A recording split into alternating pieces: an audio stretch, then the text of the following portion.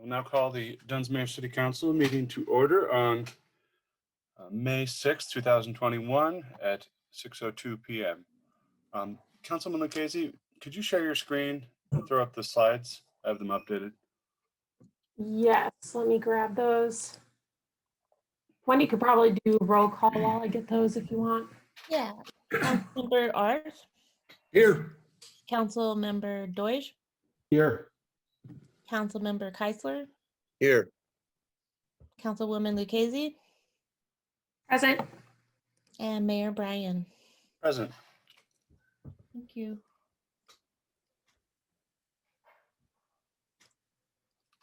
All right, we have no special presentation this evening. I think we're supposed to have the flag salute. Councilman Oz, would you like to lead us in the flag salute? I pledge the allegiance to the flag of the United States of America and to the republic for which it stands, one nation, under God, indivisible, with liberty and justice for all. All right, thank you.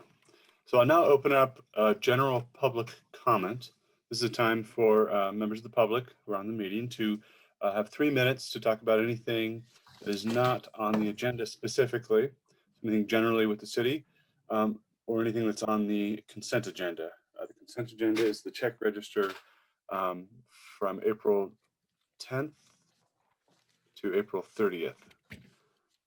So if any of the members would like to make a public comment, you can go to the participants tab and there's a raise your hand button in the lower right hand corner.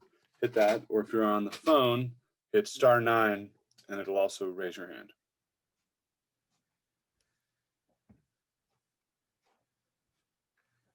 I don't see any hands, no chats indicating people would like to make a comment.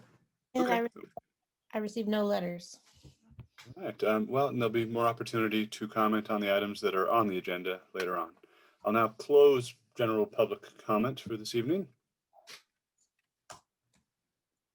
And move on to council and staff comments. City Manager, would you like to begin?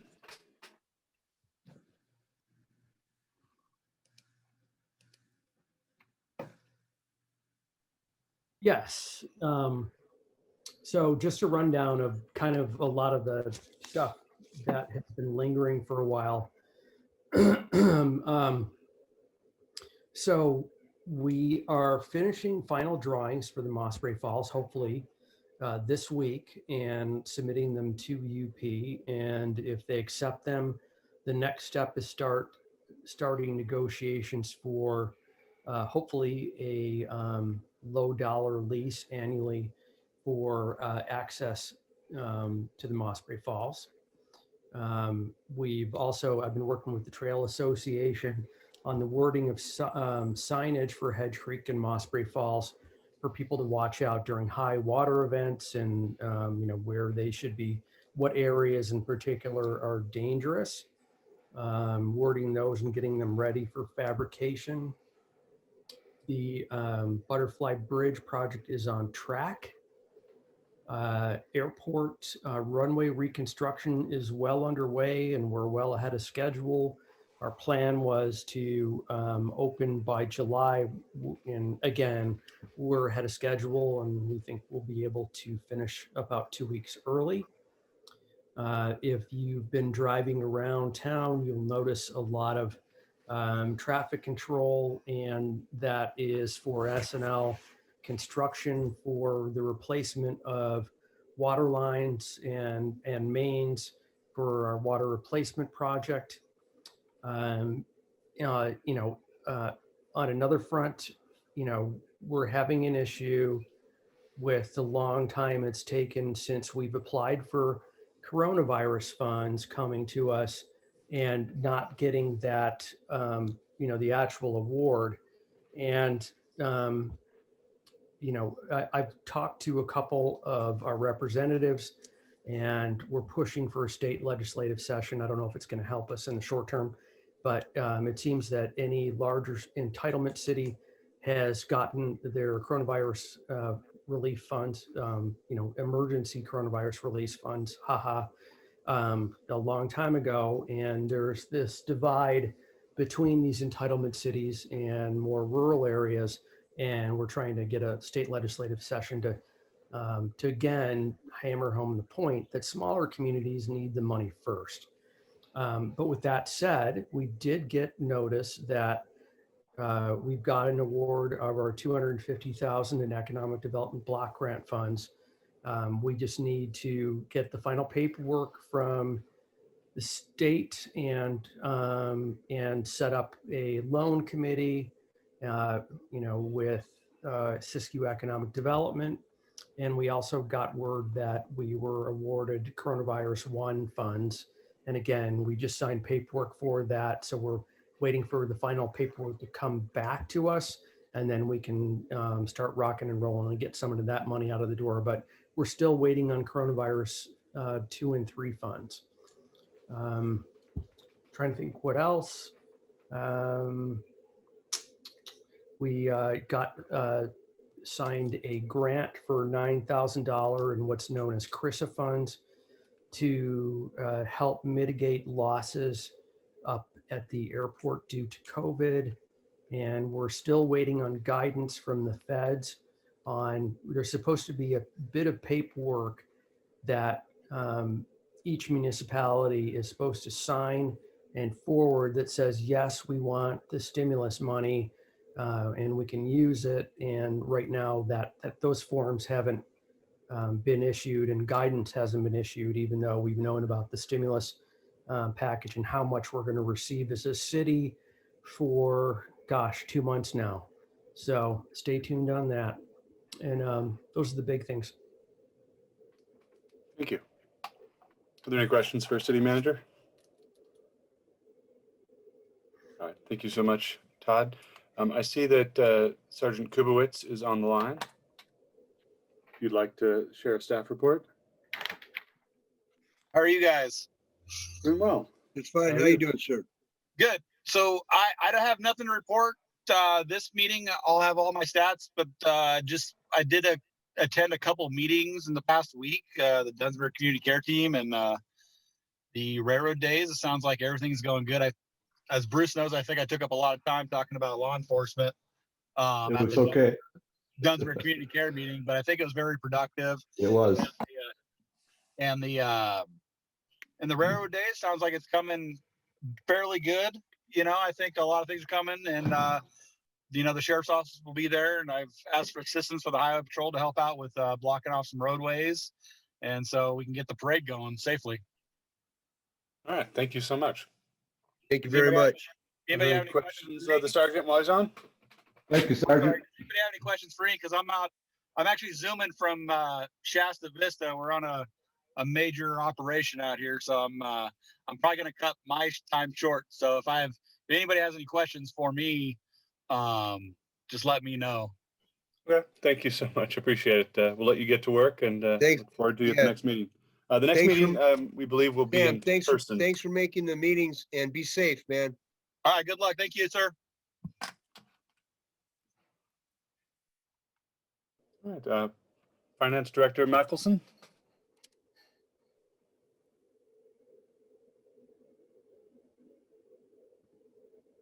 Yeah, there we go. No, nothing to report. Thank you. Yep, thanks everybody. All right, let's move forward with council comment. Councilwoman Lucchese? Hi, thank you.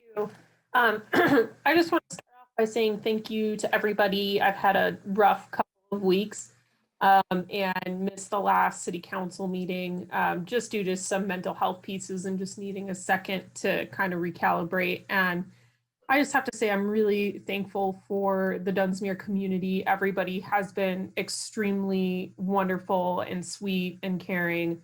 And just generally very positive. And so I want to give a shout out to everybody. It's been a really rough month for me. And frankly, coming down here to Dunsmuir at the end of my work days or just, hanging out on the weekend has been the highlights of my week. And so I really appreciate everybody for giving me that space to kind of recalibrate and take care of myself.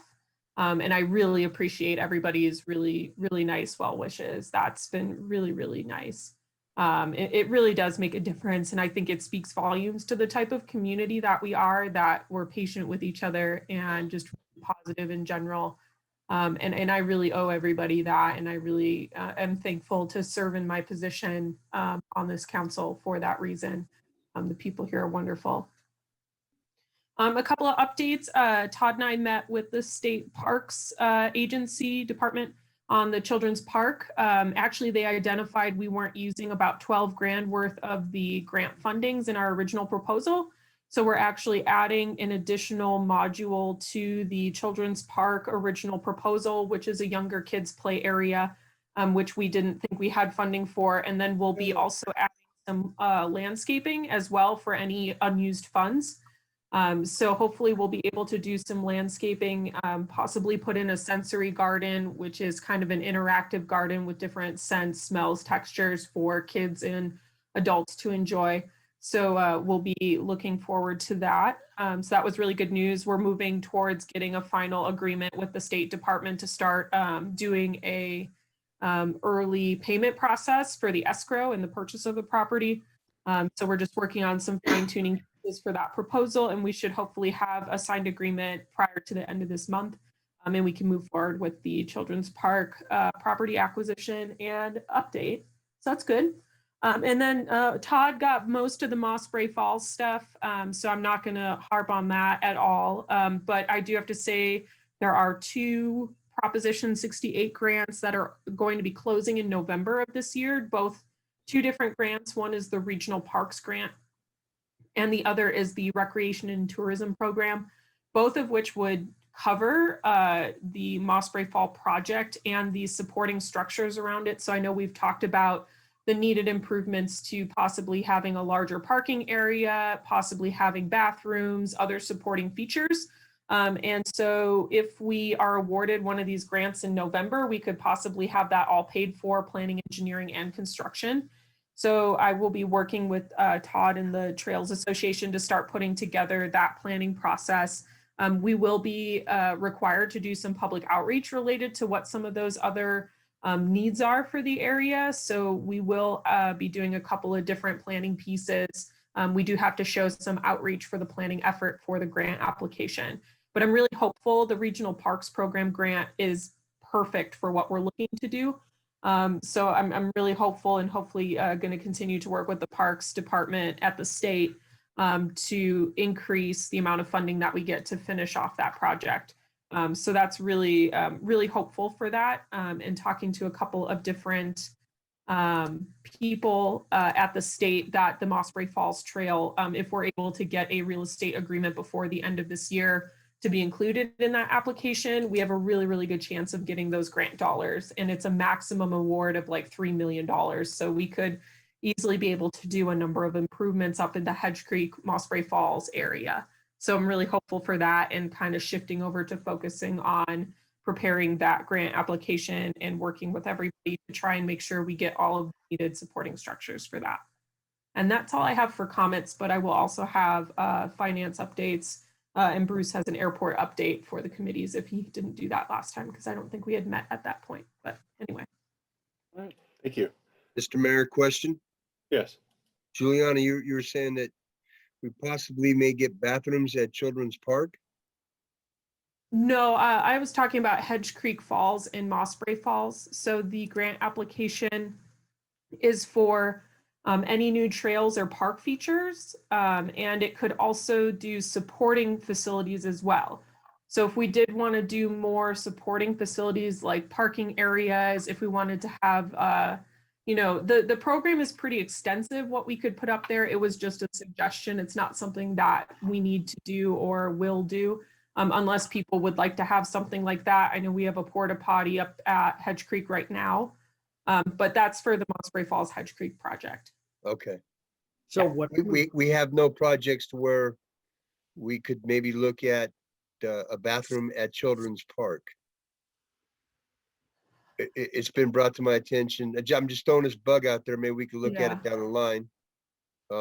it would alleviate a lot, like through our events, just everywhere. If we had a bathroom centrally Public located. restroom. Yeah, just an idea. Yeah. You know, what I'm envisioning is the kind of Oh, go trail ahead, Todd. signage of what, you know, what the rules of the road are, so to speak, to each of the falls. And at that location, having restroom facilities.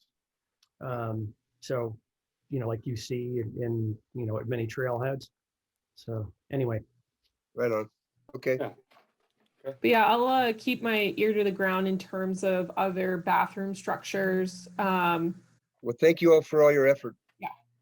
Yeah, thank you. Thank you. Councilman Arth, do you have comments this evening? I have a few, Mr. Mayor. I'm sort of reflecting on what Councilmember Lucchese just reported, and she's early on in her career. I'm pretty much done with my career. I've already declared my love for Juliana's brain. I'm going to extend it to her heart as well. There's a Latin phrase that translates to "don't let the bastards wear you down." And so I'm happy you feel refuge in the city of Dunsmuir, where we embrace our future. We realize that change is necessary, and we are totally dependent on, in my words, the next generation to create a bright future for our children and our grandchildren. So whichever city you wear your hat in, thank you for your service. Here.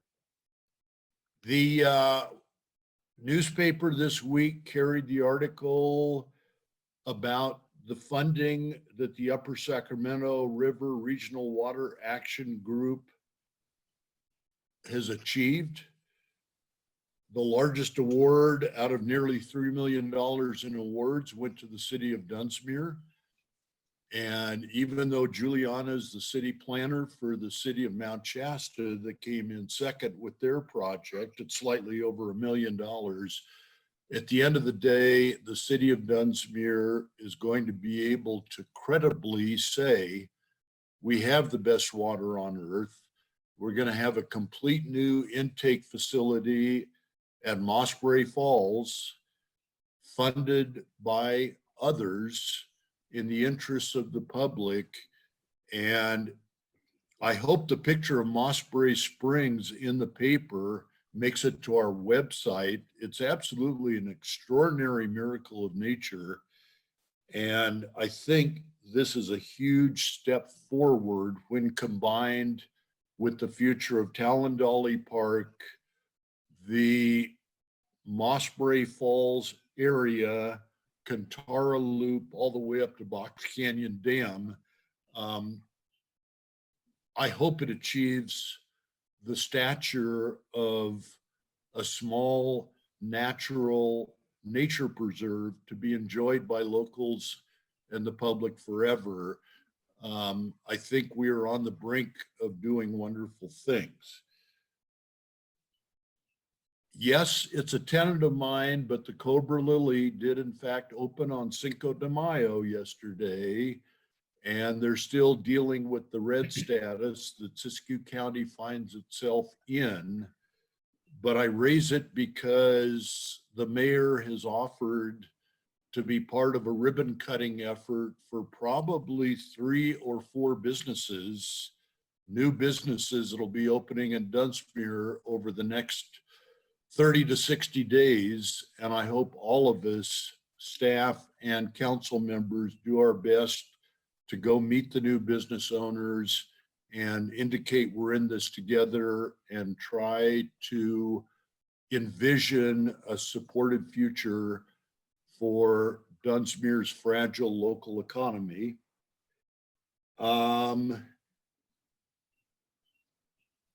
June 9th at 10 o'clock, Dunsmuir Community Gardens, we will have the annual blessing of the gardens. 3 different ministers from 3 different religions. We're also going to dedicate the falls to the memory of Ross Taylor. And this is our 7th season. We're now up to over 30 beds. Every single bed is sponsored by a business or an individual to help support the gardens.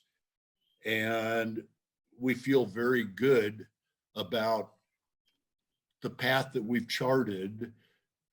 Not on June the 9th, but later this year, we will be developing the Ann Powers Children's Park next to the falls, but that will be a separate dedication later in the years. Thank you. Peter, could you repeat the date and time, please, of the garden? June the Blessing. 9th, Thank you. June the 9th, 10 o'clock. I think Tim Holt is going to help with the entertainment. I obviously hope Shireen comes to cover it, but the garden's looking very good. Thank you, Councilman Art. Councilman Keisler. I got a couple things. The first thing is the bank's going to be closing on the 10th. So I was kind of thinking maybe everybody should go in there, and them girls have been real good, and just say hi and wish them well, and thank them for their loyalties. Couple things that I noticed in town is this SNL water replacement project. These guys, they're kind of a top-notch crew. I know it's a little bit of chaotic right now, but it's going to be worth it. These guys are doing like 30 to 60 replacements a day, and I got to commend Dennis as well as Todd, but I got to commend Dennis for overseeing that. He's, from my understanding, he's been doing a heck of a job. Doing a great job. And then Brian, if you notice around town, Brian's been kind of, I guess he's been kind of in charge again with under Todd's supervision, but he's been busting his butt and doing some outstanding work on some concrete replacements, working with the people. Who is the outfit that's helping us with the concrete, Todd? I am blanking on the name right now. It's Precision Concrete. It's the county and Precision Concrete. And the county, which we bought them pizza yesterday and had a lunch to thank them for their staff time. They've been great. And It's amazing what you can get done around here for some food. No, I'm kidding. well, no, they're great guys. And Precision Concrete has been great too. I just want to say that these things, especially before we go into summer with, events coming up and everything opening back up, maybe it's nice to have our city getting prettified and get it back on top. So I want to commend these guys, and we're kind of fortunate to have some real good city workers, and a shout out to them. Another thing is that I was promoting for a while that we recently had the Dunsmuir Rotary Golf Tournament, and this the money goes for the backpack program for the Dunsmuir Elementary School, and it allows these kids to take some food home over the weekend, so when they come back to school on Monday morning, they can actually hear the teacher talking and not their stomach growling.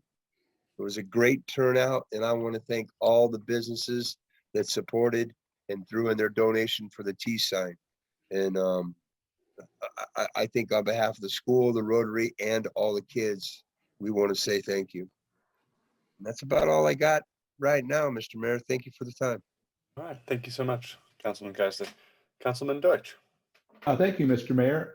First thing I have to do is pile on with Mr. Arth here and say that the appreciation for Councilwoman Lucchese is the same here. I just think that we're so blessed to have her, and it reminds me of what I felt like I could do back in my younger days, but I also am at the other end of things, and it's just amazing to see both the passion, the caring, and the brain power going into it. So thank you, Juliana.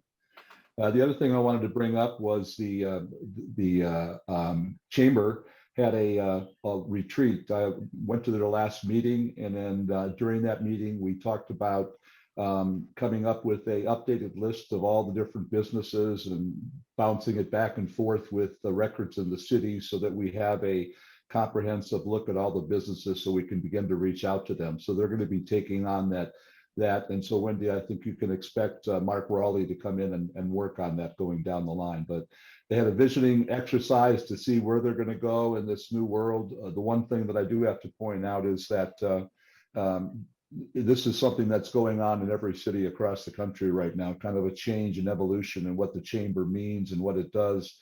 And so they're aware of that right now, and they're working on it and coming up with a vision. And I'm looking forward to hearing what they come up with at the next meeting. Finally, the one big thing I want to point out to, and I know we're going to talk about the 4th of July coming up, but in a larger sense, I think we really need to take a moment and realize we've been focusing so much on COVID-19. We seem to be near some solution to that, but the big thing I think we need to be looking at right now is fire. And everything we're hearing now is that the danger is even greater. So when we talk about the 4th of July and fireworks, I know we're going to talk with the chief later on, but I can tell you that I talked with Mike Rodriguez last night, and he's certainly open to the idea of using the ball field and/or the parking lot there. He thinks maybe the parking lot might be a better place to put fireworks. But assuming we work together with the fire department and everything else involved, I think that'll be something we can celebrate. But at the same time, I think we have to have a message that makes it clear that fireworks are not going to be allowed. Well, I guess we have to take a vote on that. So I hope we do or look into that. But I think we have to be as careful as we've ever been now, knowing that the danger is that great. So I hope that we work on doing that. So that's all I have. Thank you. All right. Thank you, Councilman Deutsch. I guess I'd just like to echo what Councilman Deutsch says when it comes to the fire. I believe the county is still, for another day or two, doing the $5 a truckload green waste program. Now is definitely the time to be proactive. Springtime in our canyon is just the most beautiful time. We have all the dogwoods blooming. In Mount Shasta, if you go up there, it's rather ugly and droll in comparison. So we should really appreciate that and work hard to preserve what we have this summer. Other than that, I see that someone has their hand raised. I think they came in after the general public comment period. So unfortunately, there won't be any opportunity for a general public comment. If there's any item later on in the agenda that you'd like to make a comment on, there will be an opportunity there. Thank you. Can we move forward with committee reports? I know the Finance Committee met. Yes, and again, apologize for not being at the last meeting. We've had about 2 or 3 meetings now. We did work our way through all of the community promotions funding and have offered a recommendation for City Council. So that should be coming up on a future agenda item for the full council's consideration. We're currently looking at the next fiscal year, the next fiscal year to add on to our 2-year budgeting cycle. So we are going to begin that process. We've also been discussing generally and looking at options for reassessing which bank that we're banking with our funds, because US Bank is leaving the city of Dunsmuir. We are just, taking this opportunity to see if there's different services in some of the other local or regional banks and want to weigh our options as a whole. So we're taking a look at those pieces. And I believe that's primarily it. We spent a lot of time on community promotions. We also have a long-standing item now where we just kind of get a general update on the budget expenditures. And just been highlighting a couple of pieces here and there that don't look correct and getting information from Blake, getting a better understanding of, why we catalog certain expenditures in some line items and not others, and getting a full picture of what we're using our funding on. So it is going well. So we should be offering recommendations for the newer second year budget amendment here in the next couple of month or so. Is there any update regarding the status of the general fund revenues? Blake, do you want to just give a general update? My understanding is that we're actually looking pretty good in terms of revenues for this time of year. Yes, definitely. Yeah, we are looking well above budget as of right now. So yeah, it's right on, Juliana. Councilman Arth? Good. I found Your him. hand raised? He was muted. Oh, okay. Thank you. All Thank you. then, There we go. I would urge the council and the finance committee to follow up with Charlie, the independent auditor. Before Matthew and I left the finance committee, one of Charlie's observations is the council is fairly disconnected from city finances. And he recommended at a minimum, a quarterly agenda item where we would basically go through what the mayor just asked. That is for the enterprise funds and the general fund, how are we doing? I think it's important for the public. I think it's important for good governance. So I hope we get into that practice. Thank you. Thank you. So I can add to that. Blake has been working directly with Charlie to brush up on some of the stuff that we've been dinged for in the past. It's just good education for Blake. And the quarterly report suggestion is a good one, and we'll certainly take it. What I'd also like to report is that I've directed Blake to make two things a priority in no particular order. One is to start on getting a list, basically a linear list of all the things we need to do in anticipation of award of CV1 funds and EDBG funds in terms of setting up a loan committee, who needs to be involved, and having that ready to go, because we do have some applicants up through Siskiyou Economic Development, who's our consultant, and we want to be able to, as soon as we get this money, be able to try to get some of this money out the door. The second is to start working on, so we're not pushed up to the end, to start working on the budget for the next fiscal year, as Juliana mentioned, and that's it. All right, thank you. I believe the airport committee met. Yes, Mr. Mayor, that, and also I'll be able to give you an update on the water rate study task force. So for the airport, it was really not a meeting. The purpose of the meeting was to allow all the pilots and everybody to, be tuned into what's happening with the runway renewal and shutdown, et cetera. I know Manya had been working hard to get the word out to all the pilots, but it turned out that the only pilot that was part of it was Dr. Miller, who's been with us and part of the airport for decades. So it turned out to be that there was going over some of the items, and it appeared that from an outside standpoint, the doctor was impressed and everything seems to be answered. So that's where we stand. So I guess we'll have another meeting of the airport committee. Again, the reason was to talk with the pilots, and if we're happy where they were there, I guess we'll be happy for the time being. As far as the water and sewer rate study task force, we met and went over some of the data that was available to us, and came up with some initial ideas of where we want to go and some questions. Our next meeting will be on May 18th at 4 p.m. And what we're looking at is, as before, coming up with a look at both the water and rate studies and a 5-year plan, and moving to try and do that as quickly as possible. So unless we have any questions, those are those two committees. All right, thank you. I have a question. I've Oh, got yes. an addition to the the airport committee. It's it's tangential, but just as an update, a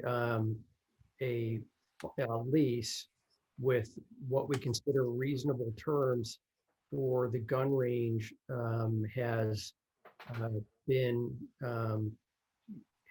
formed, and it has been sent out to the gun range for review. Needs to go before their board, and it's not excessive, but basically we haven't been getting anything in annually for the use of that range, and we're asking for $150 a month, and we've got a clause that's been put in there that ensures if they decide to pull up stakes that they clean up the lead after themselves as they leave.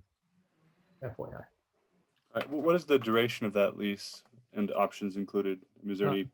So it goes for the first 10 years, and then it ups the rate to what we would desire is $200 a month, and then it has escalators from there. So 10 years before any increase? Yeah. Oh, Again, we're talking about a shoestring budget and from folks that haven't been paying anything up there. So, I've looked at, it's definitely a good start. yeah, I mean, I've looked at their books and they're on a, they're not making much money, but they haven't, in my opinion, they've got enough bandwidth to absorb this, but I'm sure we're going to have comments coming back. Okay, thank you. Councilman Arth, you have your hand raised. Well, yes, I wanted to know the status of the debt. I believe it's in the order of $90,000 owed by the Airport Enterprise Fund to the general fund. There was a suggestion that the grinding up of the worn out runways would produce a saleable product that could perhaps retire some, if not all of that debt. Is that still the game plan or not? It is. Yeah, it is still the game plan, but we won't have a estimate on the prices until we get closer to the rip up in pricing. So hopefully by July, August, we maybe will have a better idea for you in terms of the debt repayment. I know that we have worked on it with some of the COVID relief funding, but again, we have an estimate on that full payoff until after the runway project. And as an aside, our prime is part of the deal, is actively, working to advertise what we have for sale. Thank you. Thank you. Were there any other committees that met? Mr. Mayor, I just sort of as a tag on to the IRWM, I did let the leaders of the group know that I was seeking to withdraw as the city of Dunsmuir's representative. And I do think it's an extremely important committee to have representation on, with the understanding that Council Member Lucchese is regularly there and often leads the group, but really she is a paid employee and planner for the city of Mount Shasta. So I hope I get a replacement appointment because we still have a long ways to go on our water and sewer systems. Thank you. All right, thank you. Were there any other committee reports? All right, seeing none, let's move forward into approval of the minutes for the April 15th meeting. I make a motion to approve the minutes for April 15th. I'll second that. Motion and a second. All those in favor, say aye. Aye. Against? I'll Motion be carries. abstaining since I was not at the meeting. Motion carries 4-4, 1 abstain. All right, let's move to item 8, the consent agenda. We just have one item today, the check register from April 10th through April 30th. Are there any questions regarding the check or the consent agenda? No, I'll make a motion that we adopt the consent agenda. Second. All right, motion and a second. All those in favor, say aye. Aye. Aye. Against? Motion carries unanimously. Moving us into item 9, public hearing. We have no public hearings this evening, so that takes us straight to old business. Let's go beginning with A, start to enforce abandoned and distressed building ordinance on June 1st, question mark. City manager, would you like to present this one? Yeah, so the original idea is we want to start enforcing the vacant district building ordinance on June 1st. And after consultation with the city attorney, he suggested, to be safe, that we coincide actual enforcement in terms of collecting fees in line with when our governor considers California open for business, which is June 15th. But in the meantime, that doesn't mean that we can't send out a letter that outlines what the ordinance, the expectations of the ordinance. Your property, the list that we have is has been identified as a vacant and distressed property. And these are the things that are going to happen to you starting June 1st, which starts with you registering with the city for having a vacant and distressed building at $5,000.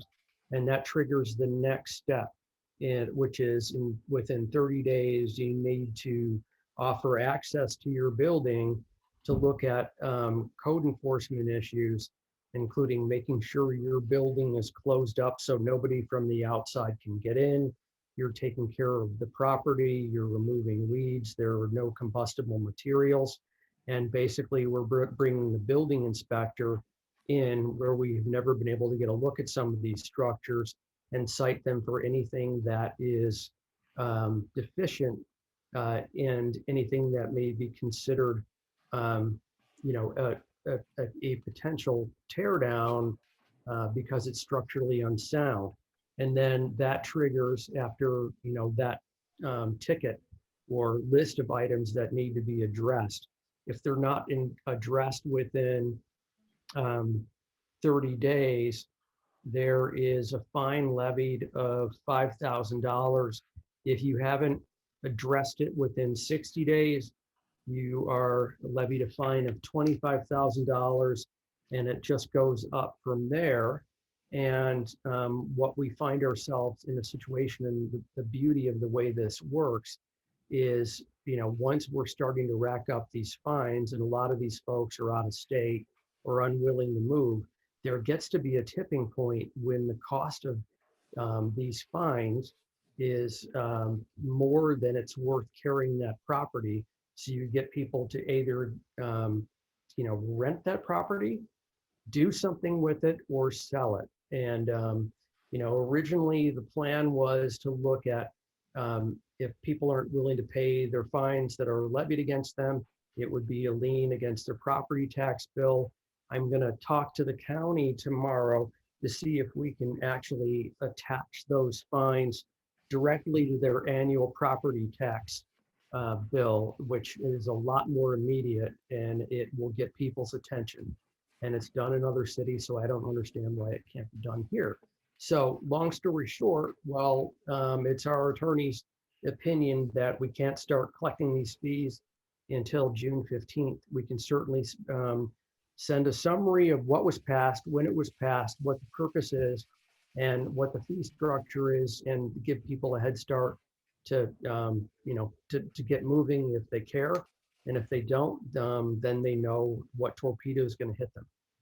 Mr. Mayor? Yes. I'd just like to take an unusual step here and with this conversation recognize and kind of suggest to my fellow council members that we do not in any way talk about individuals that are involved in this process. Yes. Yeah. As always, this is applying to everyone, residential and commercial. It's a fairly sweeping ordinance. On that note, I do want to take great care that, and it is my impression that because of COVID and how close from when we passed this that we had to suspend it in part, that the word is not out about this, and the understanding that we have ample time for people to understand what's coming their way. Mm-hmm. Agreed. But with that, are there any questions for City Manager? Well, this is Council Member Arth. I may have misheard, but I thought Todd said the registration fee was 5,000. The ordinance, of course, speaks for itself, but the registration fee is 500. Correct. And the fine schedule is 1,000, 5,000, 25,000 progressively. Correct. It's for the first 30 days. If you haven't fixed your violations, it's $1,000. The second, so when you get to another 30 days or 60 days total, it's 5,000, and then it ramps up to 25,000 after that. And Thank then you. further. The, Yep. the other concern, well, I guess the clarifying question going on that, I happen to know that it's very difficult to schedule, especially larger projects with contractors and tradesmen right now. Just very difficult. They're in high demand. Is there any, I believe there is some within the ordinance, some ability to increase that time period if there's undue hardship or something of that nature. It's not written into this to the ordinance, but there's a level of common sense and enforcement. And if it's my opinion that if we're seeing somebody trying to make forward progress and they've hit a wall, then we provide leniency. Okay, got it. Okay, thank you. Just to remind everyone of the ordinance. All right, are there other questions of City Manager regarding this topic? Well, I would just chime in and say the poster child for the mayor's comments is the Travelers Hotel. It's an empty building at this point, but obviously there's been a substantial investment in renovating it to become a productive building. So once these letters go out, I foresee a number of discussions as amongst the truly abandoned buildings that are falling apart and those that are on their way to rehabilitation. I agree. I mean, I think, again, the point to this is, the ordinance sounds hard and fast, but if you are going to be humane and use common sense in terms of economic development, which is our ultimate goal, then you need to use some discretion in how you enforce this. Just as And long as, as we, and as the city obtains funds to help with economic redevelopment, I think we will clarify the 2 or 3 paths available to owners of empty and abandoned buildings. If Yes, you sir. want to do the right thing for the community, the city will help. If you don't, the city will help in a different way. Mhm. all right, thank you. If there's no more clarifying questions, I'll open this topic up for public comment. I see none. I'll now open So up. we do have one, sorry, Tim Holt. All right, Mr. Holt.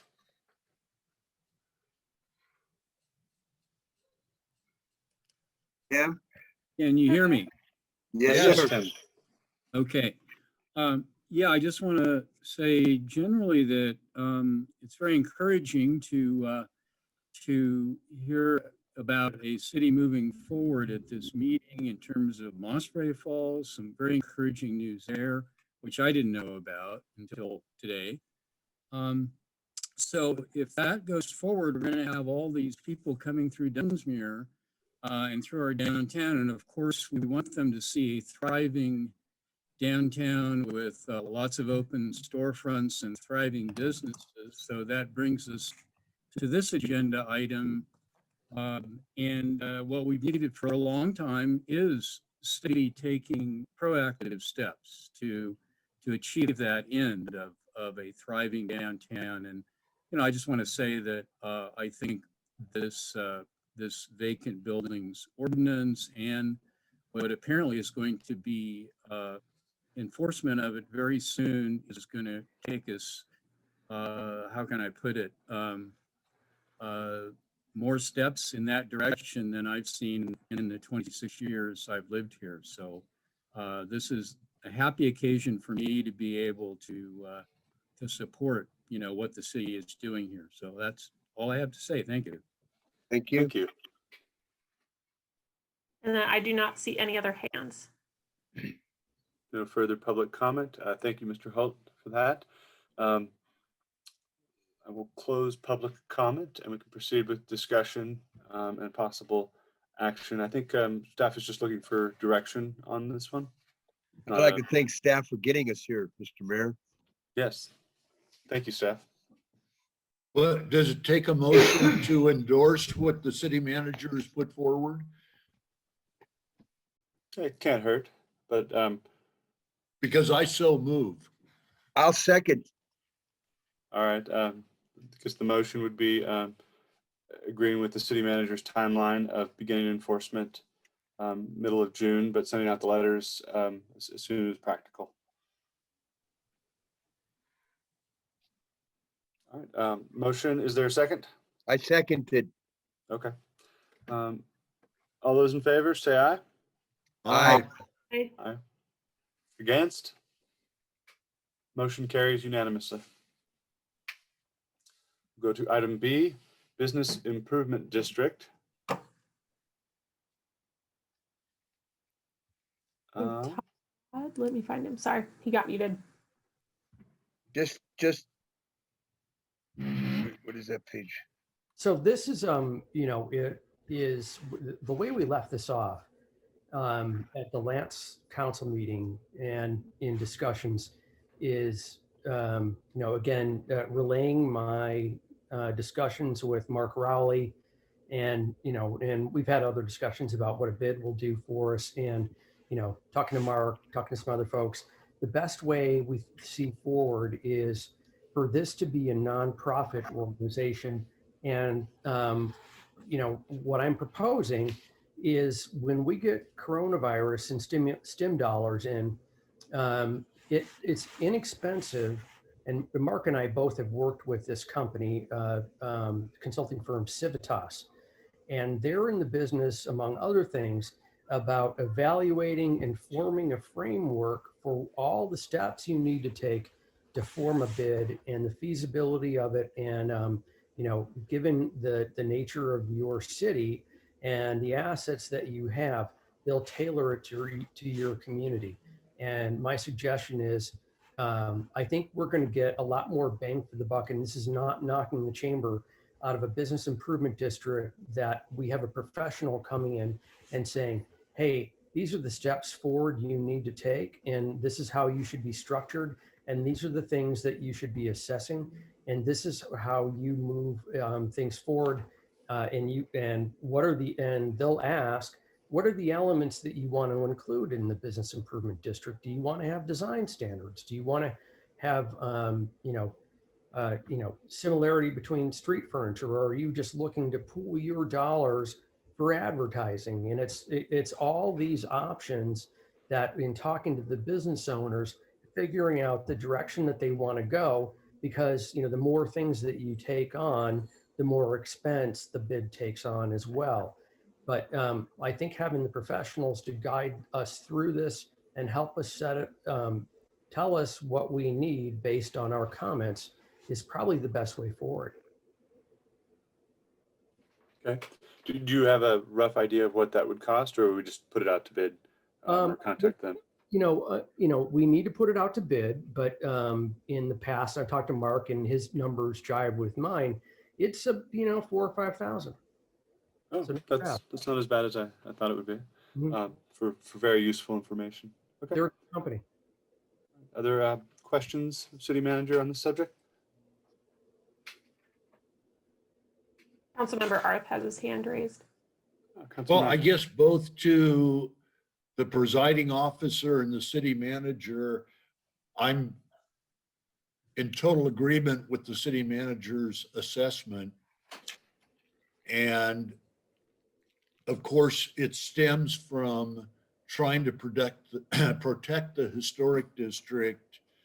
In 2014, we were going to reinstate the 5-member oversight group, but all in all, I think at this point, we're better off with a nonprofit business improvement district. So my hope is we could commit to putting out an RFP. I think that's what Todd said we needed to do when we had our pre-agenda meeting, and to getting the blessing from the finance committee to put a charge against the general fund for the appropriate amount, with the notion this is going to take time, but there are now enough business owners in Dunsmuir that have invested heavily in hopes for a bright future, that I think the timing is right for Dunsmuir to adopt the business improvement district model, to hold the elections, to get buy-in from the downtown businesses as we start to recover from the year of COVID and go into a bright tourist-oriented future. Thank you. You know, and what I would say in response to that too is we don't even need to consider pulling this out of the general fund. This is a qualified use under the stimulus dollars that are allocated to a non-entitlement city. And as I think I've mentioned before, we're due $250,000 in stimulus dollars, and so this is a pittance when you look at what we're getting. And most of the communities I'm talking to out here that are getting stimulus dollars, they're concerned that they're not going to be able to spend it all down. And, you know, so if we're getting this money, this is a perfect fit given their guidelines. So let's do it. I'm just trying to blow through what the response typically is from the council, which is we can't afford it. Yep. And then problem number two is we don't have enough staff to do it. And so getting a consultant, I think, will produce synergies that will be very good for the community. And the other piece of this is, you know what, they're going to, in terms of getting people attracted to the city for investment, they know everybody, and they're going to know how to target with limited dollars who you need to be contacting or who you need to be advertising with to get the right folks' eyes on the city. Mr. Mayor? Yes. The other thing I'd like to point out, and the synergy that Councilmember Arth mentioned, I think it needs to be highlighted, and that is that Mark Raleigh with the chamber is looking at this from both sides. And that's beautiful, because looking at it from the side of what can we use out of a bid structure and what can we use out of the chamber structure, that's all being worked out right now. And I think having Todd and Rico and him working on this is a really good situation. Thank you. Going with this business improvement district, when would be the appropriate time to begin kind of the grassroots public input side of it? I know we've been intending, when we get back to in-person meetings, to host a business gathering of the Dunsmuir business owners to get their input on where they'd like to go with economic development in general. But is that something we should time with development of this project?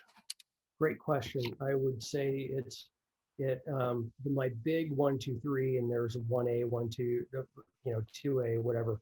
The first thing is getting the stimulus dollars in. And right now I wrote to Charles Anderson, who is our rep for ICMA for this area, to see if there's been guidance from the feds on how we access the stimulus dollars. What we're told is that anybody that wants the dollars has to fill out a plain old form that says, you know, I'm not a curmudgeon, I'm not trying to, lay down, some political statement. You have to say, I welcome these stimulus dollars, which should be a no-brainer, but apparently it's not. And then we're awarded, then we need to figure out, okay, let's read through the regs.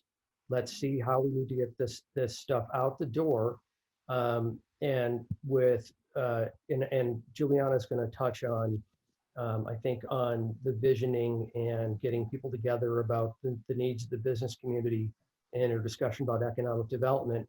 But, Civitas, once we then pull them on, they were going to give us guidance on exactly the times that they're based on their expertise, when we need to pull the public in and at what times, and it isn't going to be just once.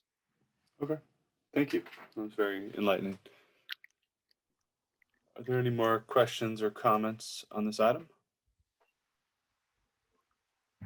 Are we treating this as informational or an action item, Mr. Mayor? I'm treating it as informational, because I don't think we can amend it to our budget until we receive these funds. But I'm moving on it. Okay, we could potentially move forward with the knowledge that we will be getting these funds eventually, I'd say, I think, are you looking for specific direction or just to inform us this evening, Todd? Well, I'm looking for a timeline and a commitment by the city, if the council supports it, to do this. So again, it depends on when the stimulus dollars are in, but I plan to, as soon as we know that the dollars are imminently here, I'm going to put everything in place. So when we have it, the RFP goes out, and then we can act from there. Yeah, I'm happy to support a commitment to the process, but I think we're premature on a timeline because again, we're kind of at the mercy of the funding agents, and that can sometimes go very sideways in terms of timelines. So I would be happy to support Councilmember Arth's notion of just being committed to this process and going forward once the funds are allotted. And I am grown up enough to accept that not every business and property owner in the business improvement district of Dunsmuir is going to be for this. It may be that once we get to actually forming the district, we'll find Dunsmuir's not ready for this yet. I hope that's not the case. I don't think so. Public comment? The nice thing about the bids too is they're very customizable, kind of like what we talked about at a previous meeting. So I think a lot of what we could do in the interim, if you wanted, is maybe just start talking to business owners that were looking to do, put together a downtown management plan, which is required to put the bid in place, and what would they like to see included in that. So if they were going to pay into something, how would they like that money to be used? Because again, we could spend this on infrastructure, we can spend it on aesthetics, we can set up the bid in a number of different ways. So maybe what we do as council members ahead of time or during the interim while we're waiting for these funds to be released is to start, just making those connections with business owners and going, would you be willing to enter into this and pay money into it? How much, be willing to pay, and what types of things would you want it to go to? So again, Perfect. like Big Dave brought up earlier, there has been some rumblings in common interest in public restrooms. So if we did do a bid process, that could be something that is created and maintained with bid funds because it benefits all of the businesses. That's something we can talk to them about. And maybe we just go through and do kind of an exploratory, what do you think should be improved in the downtown? And I would put even ahead of public restrooms, parking. We've been stuck on parking forever. Mm-hmm. Right on. Well, I'm going to open this up for public comment if there are no further questions.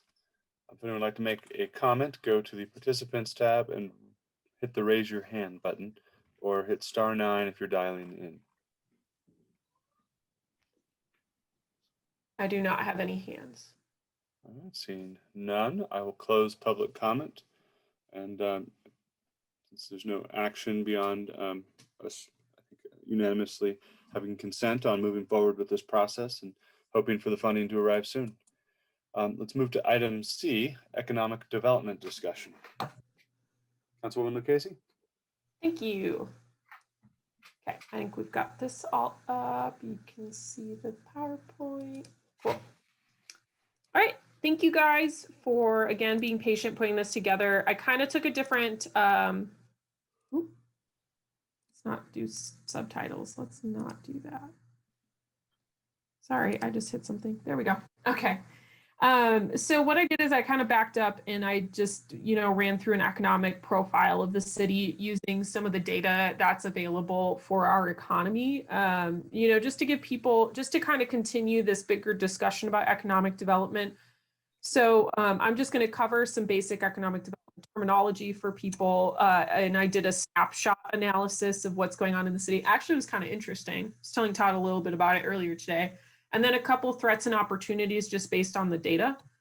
And so economic development for people who aren't, focused on that is really seeking to improve the economic well-being and quality of life for a community. It specifically looks at creating jobs, retaining jobs, and providing a stable tax base.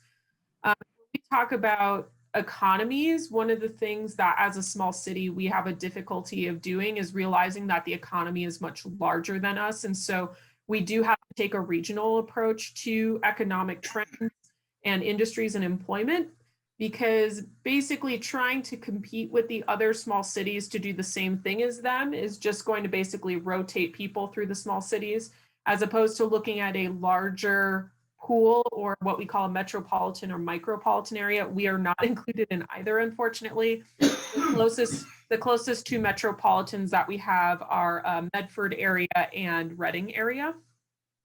And so looking at these bigger regional areas gives us a better idea of how we fit into the grand scheme of things. And again, it really is a better informative tool to do it on a regional scale rather than a city scale, because we are able to assess where to invest the best. Because again, we don't want to start competing with the city of Reading and say, okay, well, we're going to do the same industry type jobs as Reading, because we're never going to be able to compete on that scale. And so picking what we're good at and, you know, working with our numbers are and being unique within the region is going to be a better economic strategy than trying to replicate someone else. So sometimes the numbers that we get in the data for economic development is not as robust as regional areas, but I've tried to piece together the best data profile that we can get. So certain things I won't have because at our scale, it's just too hard to minimize it down to a small city level. So there is a big difference between economic development and what we've been kind of talking about with the bit at the last item, which is community development. Both of them are very interchangeable because we know that investing in our community increases the economy and changes it. But when we're talking about the two distinct fields of data analysis and study, economic development is really concerned with jobs, income, education, and is very quantitative. So it's very numbers driven. So we do total counts, percentages, where community development is much more qualitative data, very descriptive. It can be a lot harder to calculate the impact of some of these things on the economy. For example, we do have a general idea of how many dollars your property increases if you are in a close proximity to a park, but we can't necessarily calculate the economic benefit of a historic district to a degree. There are studies we can take a look at and link off of that and use some kind of proxy data to kind of see whether investments are making a difference in the economy or not. But these community public health, social services are much harder to quantify and are usually more concerned with the community development. So I'm not going to get into community development today as much, but we can kind of talk about it. One of the things that'll come up is place-based, which we'll talk about that. So when we talk about economic development and a job, we really want to go for what is called a good job, which is actually defined as a job that has wages and benefits that are higher than your current median income. It lowers your overall health risks of employees and utilizes skills and higher education more than physical labor. So it's not to say physical labor is not a good job. That's not what we're saying here. But one of the things with a physical labor-based job is you can't do it forever. You know, your body has a limited amount of strength and youth to a degree. You know, there are some people older who are much more in shape than I am.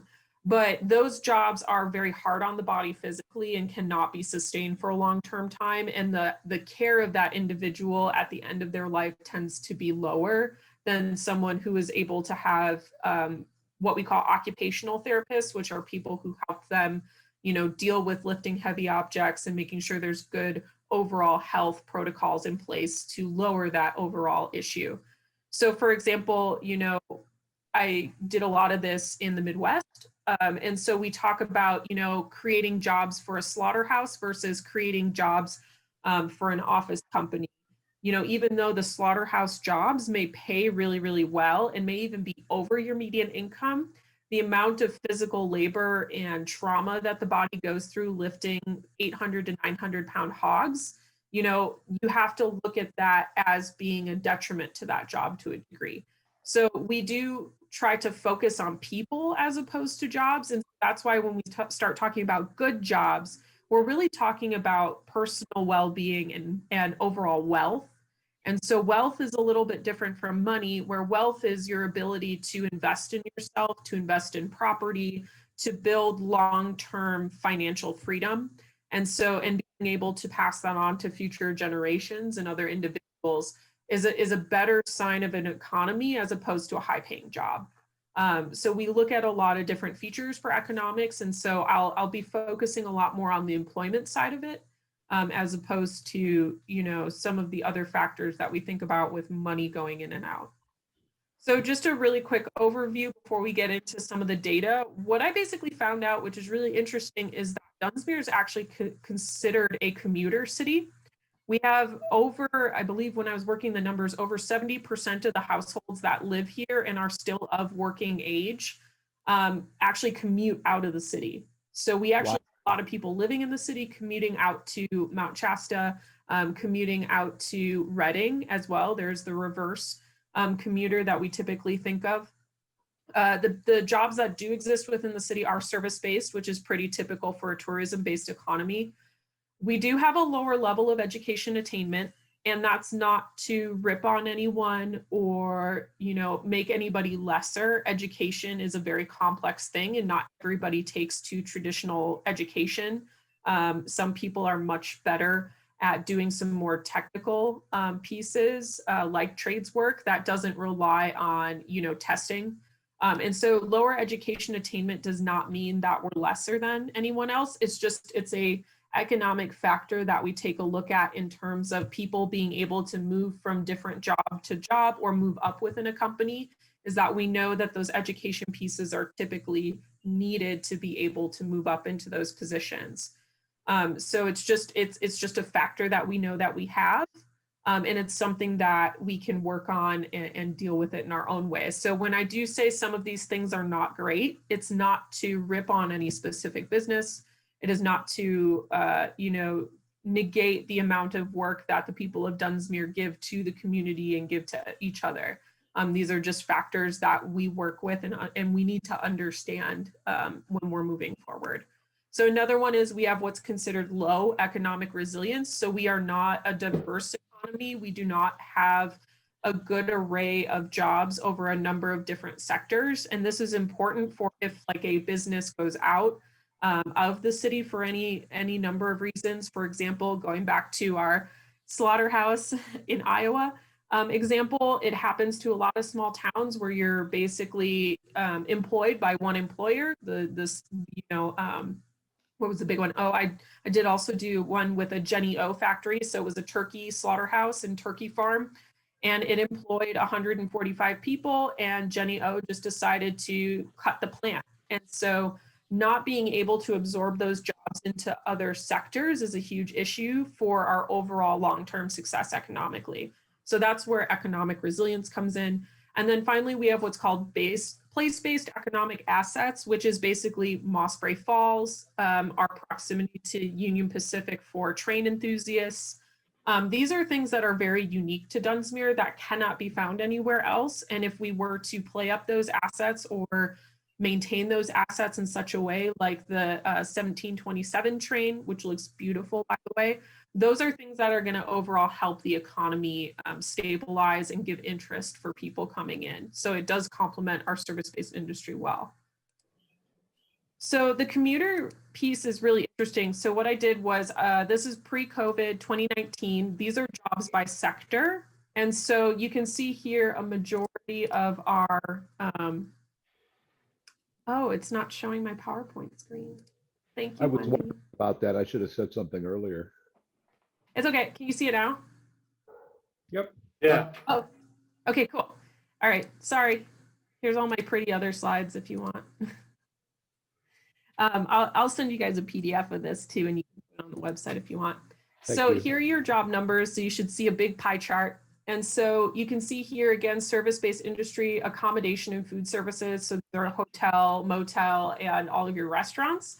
That's pretty much, so people who work in the city of Dunsmuir, they're pretty much in that. And then we also have a decent healthcare and social assistance, education, which is going to be your school districts, We do have a little bit of professional, scientific, and technical services, which this would be considered one of the industries with what we call the quote unquote good jobs. And then we do have some retail trade.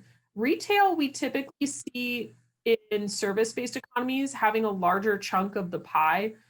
So a 13% retail trade is not great in terms of a hiring industry. That's something that I'll bring up in recommendations for improvement. Construction's about right. And then sectors that have less than 5% are over here in the bottom left. I was really surprised that arts and entertainment and recreation was a lot lower than some of these. And so this kind of just shows us that these industries are here. And if we did want to diversify our economy, we could even look into supporting these industries better. Public administration is going to be the city government. So that one, you know, again, being a city being the largest hiring individual for a city is not always the best in terms of longevity. But these are some other sectors that we already have that we could build upon to improve in the future. Now, the interesting thing was our commuters. So these are all people who live in Dunsmuir who commute. So you can see a lot of them are still doing the accommodations and food service, a little bit larger retail trade. And I think most of these people, based on some of the transportation pieces that we'll see, are going up to Mount Shasta. You know, Dunsmuir does have a more affordable housing market. And this does present some really interesting threats and opportunities for the people who live here as a whole. The other interesting thing is there are a number of different industries that are people who live here work in, which is really interesting for me. So we do have information technology. We do have some of the professional scientific services, ag, forestry, fishing, you know, so some of these other sectors could be built upon. And if these are people who own businesses in other cities and they already live here, there could be an opportunity to attract them to move their business down here and work and live in the same community. So it gives us a couple of different avenues to approach for improving the overall economy. And then again, public administration is going to be kind of your city administrative people. So I would fit into that category. So yeah, it was So kind of you're interesting. At 9%, is that right? I am not the full 9%. No, I think the 9% equates to about 30 to 40 people. Okay. Based on the numbers that were in here for pre-COVID. But the interesting thing about this is, again, if these people were commuters pre-COVID, a lot of these people either, again, we probably saw the people in accommodations and food service and retail trade. Let me get the little spotlight. So people in the accommodation and food service and retail trade probably lost their jobs, which is really disappointing and sad. But if you look at and possibly the people in manufacturing, but the people in public administration, some of our healthcare, social assistance, education services, some of our other, you know, people over here who do more consulting and professional work, those people probably were at home for the last year. And possibly, you know, one of the things we'll bring up is tapping into those commuters to see, you know, what would it take for you to work from home? Because we know that people who work from home have a higher chance of purchasing their lunches in the city. They tend to take more breaks during the day to run errands and would most likely want to do a shorter commute. So it could open up an opportunity for us for expanding some of our commuter offerings so that if people do feel incentivized to stay home with the post-COVID kind of workplace changes that we're seeing, we might be able to actually capture a group of people who aren't typically spending their daytime dollars in the city, but they are spending their nighttime dollars, which we'll get to that, which is kind of interesting. So it kind of poses a really interesting profile for the city of Dunsmuir that we do actually have some very specialized type people working or living here who aren't necessarily working here. Education attainment, I did separate this by jobs, people who have jobs in the city, which is in blue, and then people who are living in the city and commute out. Our commuters tend to be higher education. There is a not available option here at the side. Again, oops, not this yet. Again, looking at the rest of this though, we're about even, but the big thing for education attainment is we really want to bring this number down. The less than high school education is a big indicator for quality of life. And so we can show that when people at least get a high school or equivalent that they do have a better life expectancy. You actually live longer, or tend to have a longer lifespan. And so trying to get more of these people from the less than high school into the higher levels is a good thing for the city to do. But overall, Dunsmuir actually has a really good associate, some college, and bachelor's degree. So that's really, really good in terms of being able to create new jobs in the city. People who are more educated tend to make a higher income. I guess you could point to the College of the Siskiyous as being one of our benefits as a community, huh? I would agree. Yeah, that's probably where you're getting this really high associate, some college. This actually tends to not be as high in small communities. You tend to get a lot more in the high school, and then you get people with the advanced degrees and bachelors who are either retiring to the area, or there's a couple of people who stick around. Oops, apologies. So this is actually pretty high, but it's really good. Again, you know, education and continuing education tends to be a really good indicator for a healthy economy and for, you know, general well-being for a community. This is called an inflow outflow model. So basically what this is showing based on the people who took this particular survey. So the Census Bureau sends out a number of different surveys throughout the year. One is called the American Community Survey. That's the most common, but they also do send out transportation surveys and economic surveys. So always take your surveys when they come in the mail, because it's actually very rare to get picked to do these. They do random samplings. So this is a pre-2019 COVID. So basically what this is showing is that about 478 people in this study lived in the city of Dunsmuir and go out of the area to get their job. About 105 jobs stay within, so they live and work in the city. And then 173 people who are employed, 173 jobs in the city are from commuters. Most of our commuters in this study that we'll see are coming from South Dunsmuir, which is outside the city limits. So there is a little bit, Dunsmuir is kind of funky in that way that we basically have a small part of the city outside of our jurisdictional limits. And so that could be throwing off some of our commuting in numbers, because some of those people living in the county would be considered commuting into the city. But this basically just shows you a lot of people are leaving the city to go work somewhere else. That's not necessarily a bad thing. That just means that we have different opportunities and there's some different economic strategies that we can employ to deal with this type of economy, kind of a commuter city. So where are the commuters are coming from, mostly Siskiyou and Shasta County unincorporated. Only about 6% of our commuters are coming from Mount Shasta, and about 3% each is Reading, Wairika, Weed, and Cottonwood.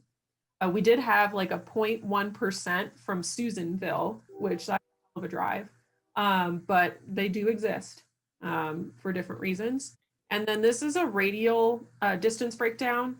And this basically just shows you this dark green color are all of your commuters coming from the south within 10 miles of the city. So again, here's where most of your people just south of the city are kind of in this little pie chart. But you can see here, there's a good amount of people in this category. The light yellow is people traveling over 50 miles to come to the city. And this is going to be your city of Reading individuals in most cases. And you do have some people in the intermediate areas between there in the county, Lakehead, or possibly Shasta Lake City, depending on where they live. And then you can see here another distance breakdown. Commuters are coming from Mount Shasta, again, within 10 miles of the city, and a couple of people are coming from Weed. So that's where people are coming from. This is the interesting one. So income, so it's a pretty deep, we're still considered disadvantaged because again, $1,250 per month or less is not a lot of money. So really, we would want to work on lowering this level to the two others. But the interesting thing is your commuters actually have almost 30% of your commuters are making more than $3,333 per month. So your commuters are actually getting paid fairly well. What that means for us as an economy is that these people have a larger disposable income. And these people are more likely to spend their money here in town in the evenings going to dinner, more likely to spend their money in town on the weekends doing something fun. And this could actually be captured a little bit more in terms of our retail services if we were able to offer what people are looking for in terms of retail. The other thing this brings to us is because we do still have a really high contingency of commuters in the lower incomes and middle incomes, we want to start looking at regional transportation that's going to be able to assist these people, because again, lowering their overall cost for transportation is going to give each household a larger disposable income. And so part of our economic strategy should include some regional transportation for these commuters who are frankly not making a lot of money to sustain a car, insurance, and being able to take those off of your financial burden and to take a bus or to do carpooling would increase the livability of this sector of people, and it would be able to give them some more disposable income to either spend in town or to invest in themselves to raise to a higher income bracket. This is pretty typical that we have this is almost basically a bell graph for both of these where most of them are in the center. But yeah, I just, it was interesting the difference between the commuters versus the people who have jobs within the city. This is also an indicator that the city of Dunsmuir has less high paying jobs than some other areas, and that's why people are leaving the area to satisfy that.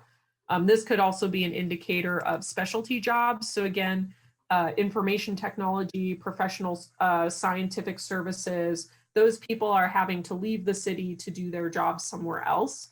And could possibly be grabbed to come back into the city if we could move that business. So threats we call disruptions in economic development. And these are things that are going to impact the economy that sometimes we have impact over and sometimes we don't. So some of the major disruptions is our lack of retail diversity and necessities. So again, we do have a large commuter population who have a little bit more money that they could be spending here. And then the same thing for our individuals who work within the city who are lower income. The people who have a lower income are having to travel outside of the city to do their retail shopping. So think grocery stores, clothing. And again, this retail lack of diversity is pretty typical for most of this area. And that's why you hear people going to Reading or Medford for most of their retail services. But this retail diversity, if we were able to encourage more retail from different diverse areas, we might be able to recapture those individual dollars.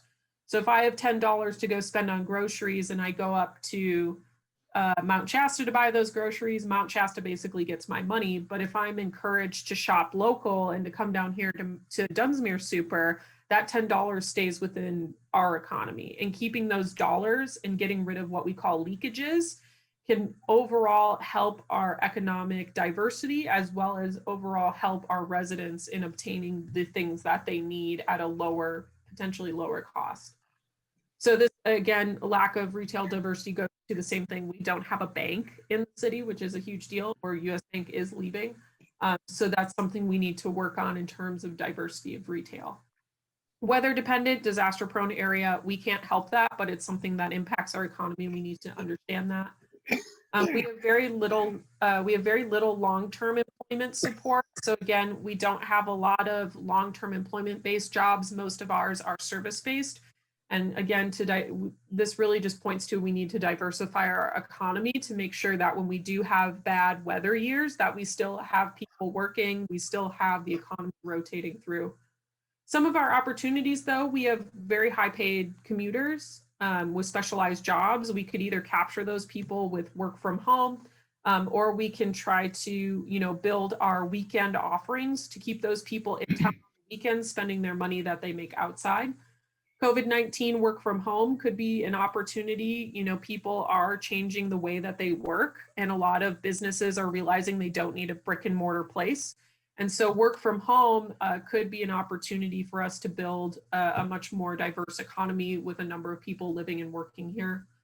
As I mentioned before, regional transportation, being able to do that may increase the amount of money each household has if they are commuters. And then again, the unique placemaking or place-based assets for our tourism economy, just, again, establishing Moss Bray as a trail and a park and making those things nice are going to improve our overall economy like we're talking about for the downtown. So being able to be unique in that sense is a really good thing. And I think Dunsmuir has a much larger portfolio of unique places as opposed to other cities, because Dunsmuir hasn't, knock on wood, burnt down as much as some of the other places. And so we have some of these historic buildings and cultural assets that we can definitely play up more. So improving employment opportunities, if you're super interested, there's a thing called the Local Entrepreneurial Ecosystem Toolkit, which is actually Susan Brown, one of the authors, actually lives in Mount Shasta. She's super nice. And so these all take a look at some of the different opportunities for improving our employment opportunities. And so that's available. These are just some of the things that we can do to kind of support more long-term employment-based jobs as opposed to service-based working. So next steps, this kind of stemmed out of the Economic Development Committee, so I didn't want to forget about that. I think we're still premature to putting that committee back up because, we still don't have quite a clear direction for how we want to go with this bigger economic development picture. And I think that's okay for right now. I think there's a lot of opportunity for us to do some really good outreach and data collection to get a better picture of what's going on, what do people really need, or what do we want to do as a city? Because again, if we're okay with being a tourism-based economy and service-based, then we just need to say that and kind of run with that strategy. If we want to focus more on employment, long-term employment jobs, we can do that as well, or doing a collection of all of them, but the big thing is we as a council and community just need to be a little bit more firm with where we want to go, what we want to do. Some of the other things we can do is a shopper preference survey, which establishes retail needs for the people who live here. That would be useful information for attracting retailers. Identifying long-term employment strategies, entrepreneurial stimulation, things like that. Those take a lot of effort and work, but again, if that's the direction we want to go, I would recommend it from an economic development standpoint, because again, a diverse economy is going to be much more resilient. And again, going back to one of the original things we look at for economic development is we're looking at a stable tax base. So the more people we can keep employed, regardless of what's going on in the greater world, the better it's going to be for our community as a whole, just for our people, as well as keeping money in.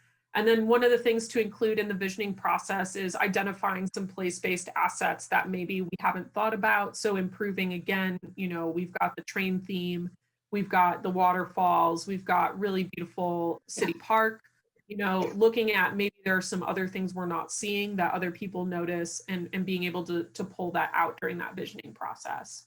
So that's it for that. I know that's a lot, but it's just a different way of kind of looking at the economic development piece that we haven't really talked about yet, which is kind of the data and what's going on with the economy as a whole. I know we focus on the downtown and tourism a lot, which is fine. That's great. But I wanted to be able to provide a bigger picture of what's kind of going on in some other tactics that we can look into moving forward.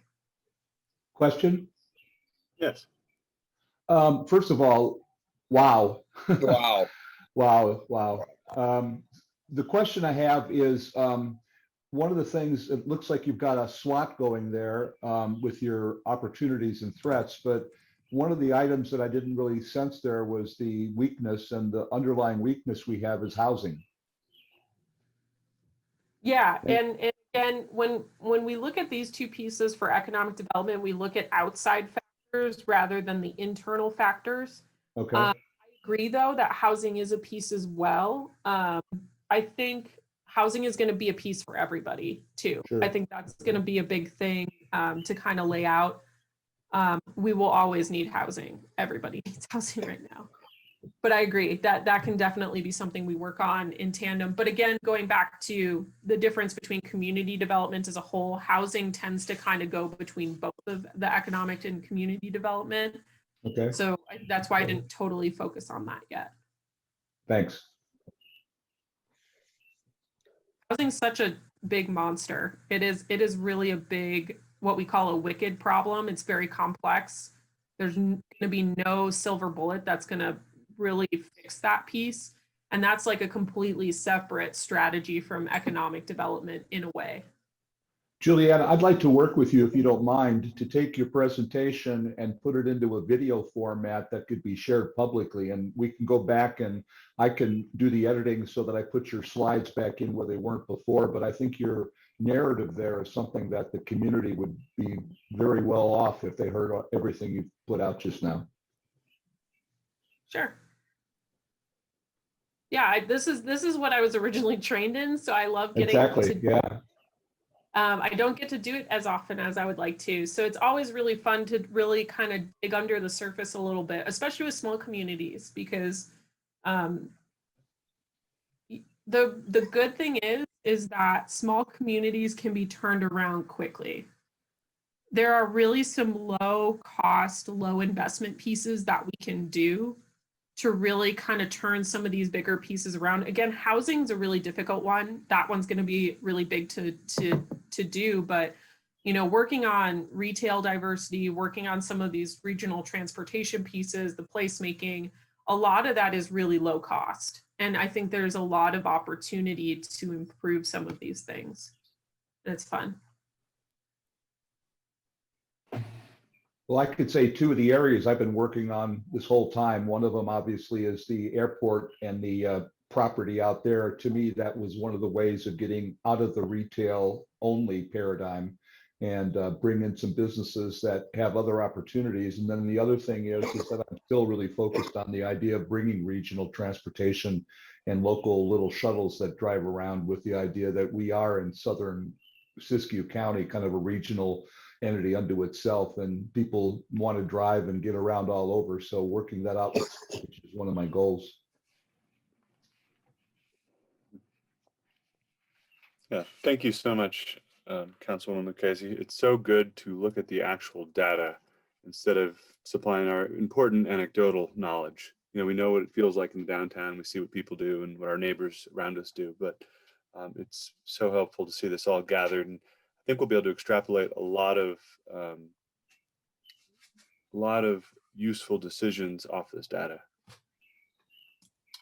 Yeah, and I didn't delve into socioeconomic just because I knew this was going to be a lot just to chew on. But we can definitely, workforce is a whole nother sector that we can dive into more in depth. And again, looking at the age of the people who are working right now, how long people are working. It can get really in depth if you really want to go that direction. I think that's less of workforce is, again, the education attainment kind of indicates that we do need a little bit of additional training for people.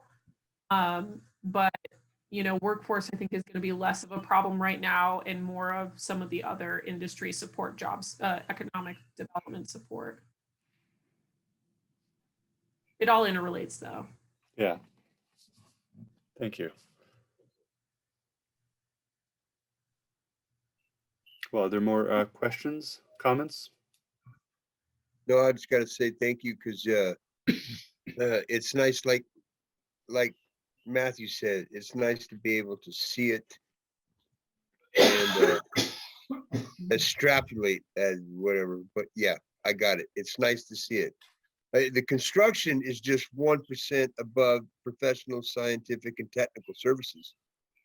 That's because we got to build the offices for them. But yeah, it's nice to see it. And wow, like Bruce said, wow, what a presentation. Good job, Juliana. Thank you.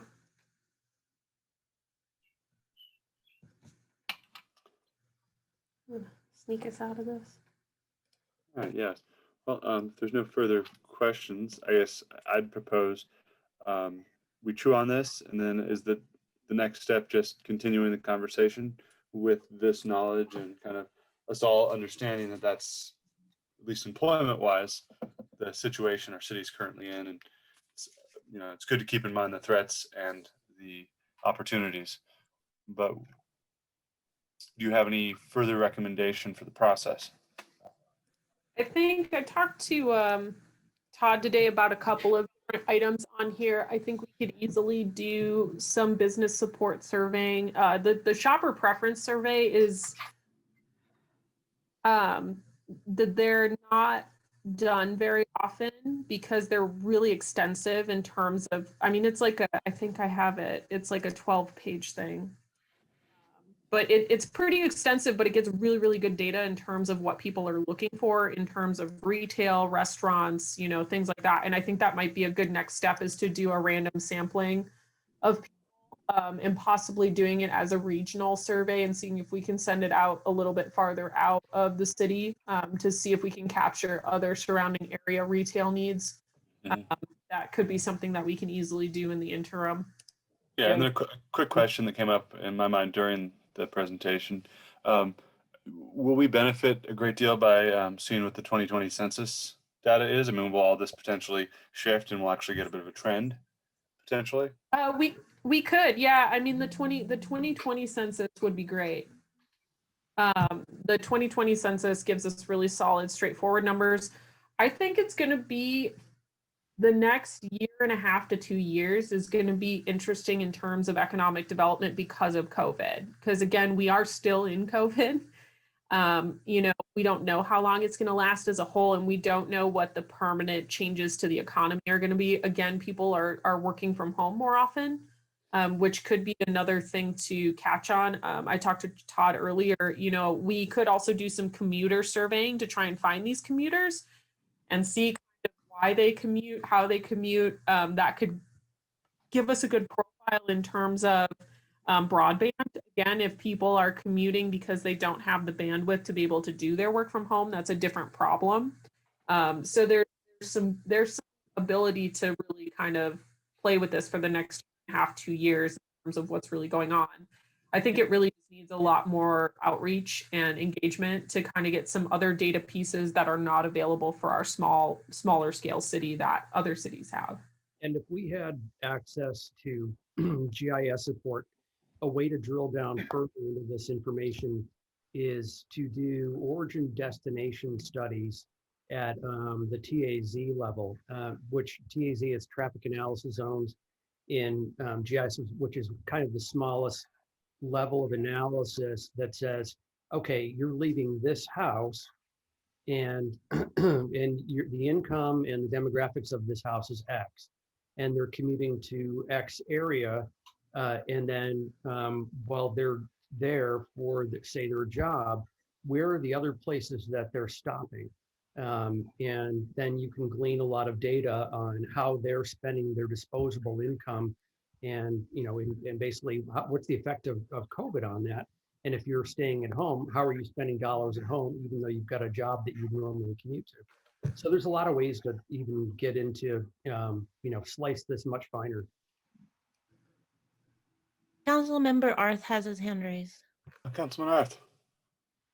Well, excellent presentation, and I'll simply reflect for the short time I was on the city council from 2008 to 2010. The city of Dunsmuir, from my fellow council members to the city manager to the staff, the city was simply not ready to talk about its future. It was fighting for survival at the time. And as soon as we all got recalled, those of us that saw a future, the next city council killed Dunsmuir 2020, which was a notion to look out 10 years ahead from 2010. So I'm glad we are back to intelligently discussing what we want our community to look like, with the notion if we have an unhealthy economy, we're not going to survive. And the economy of the past, anchored in resource extraction and railroads and so on, is not going to be our future. What I hope in the near term, I mean, it feels after the presentation like, I think the phrase is drinking water out of a fire hose. There's just so much there. But when Todd and the mayor and I talked in pre-agenda review, I do think we are obliged to have our listening session with the Dunsmuir business community sooner rather than later. And what I proposed is and I'm happy to help hosting it, whether it's at the community center or Pops, in person.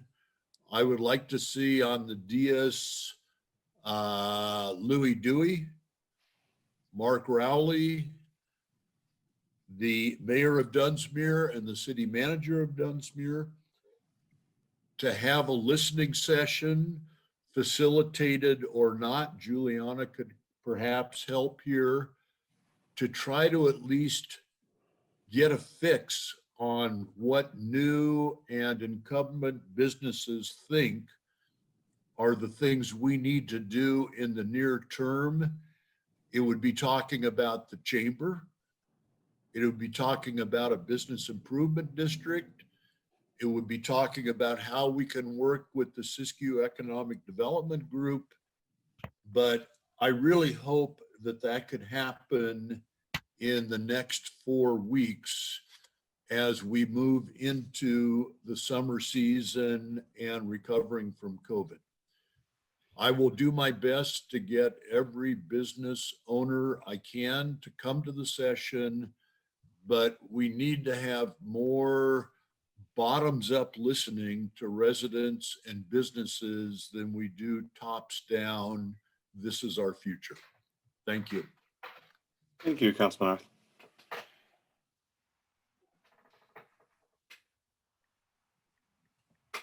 Well, I think I should open this item up for public comment in the spirit of Councilman Arth's recent statement. If anyone would like to make a public comment, you can go to the participants tab and hit the raise your hand button.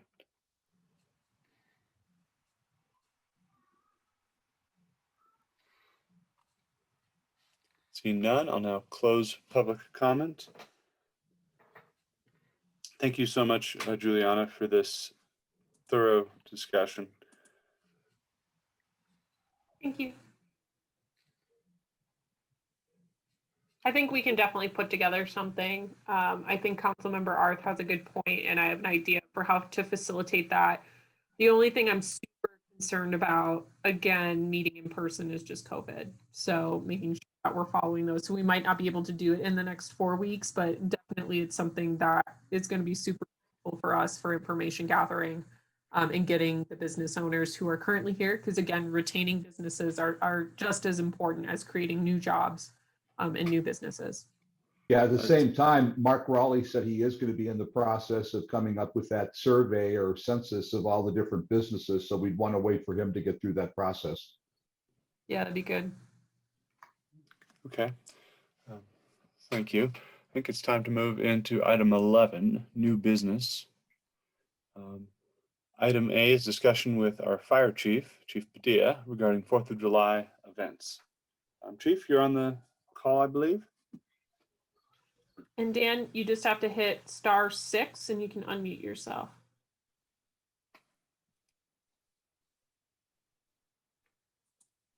Mr. Mayor, Chief Padilla on the line. Oh, thank you.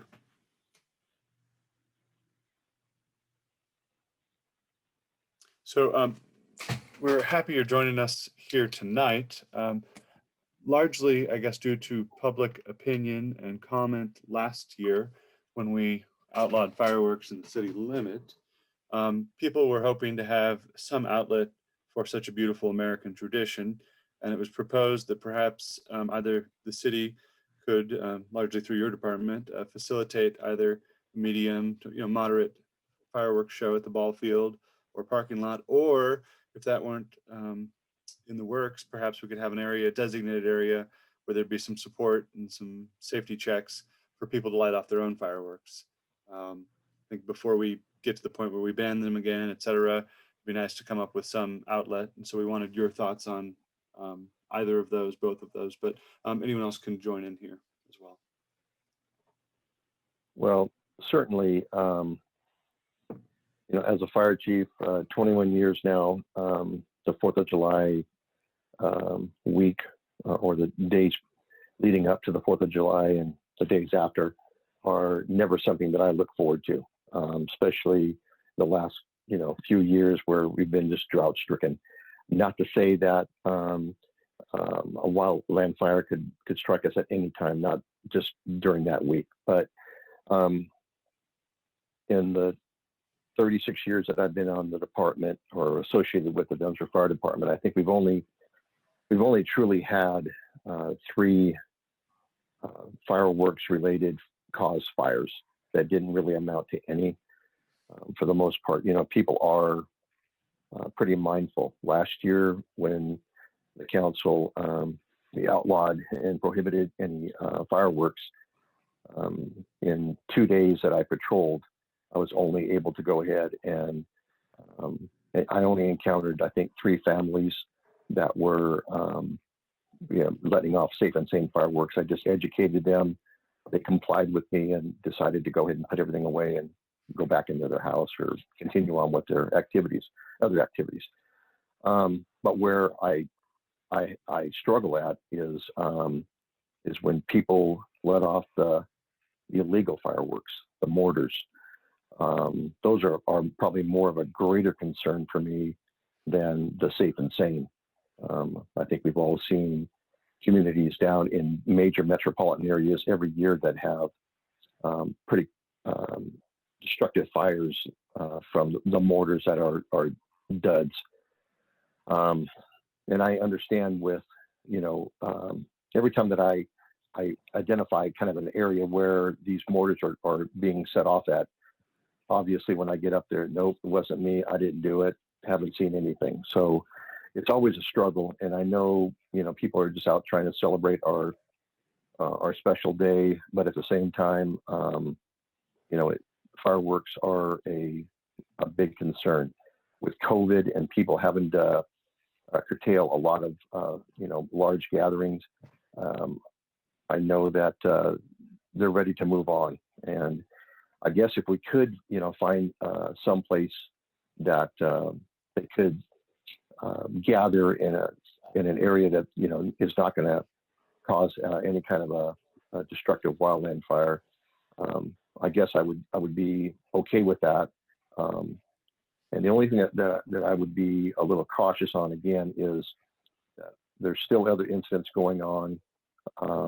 If I was patrolling, I would have to ask my staff if they would be willing to leave some of their family activities to, stand by, so to speak, at the community gathering.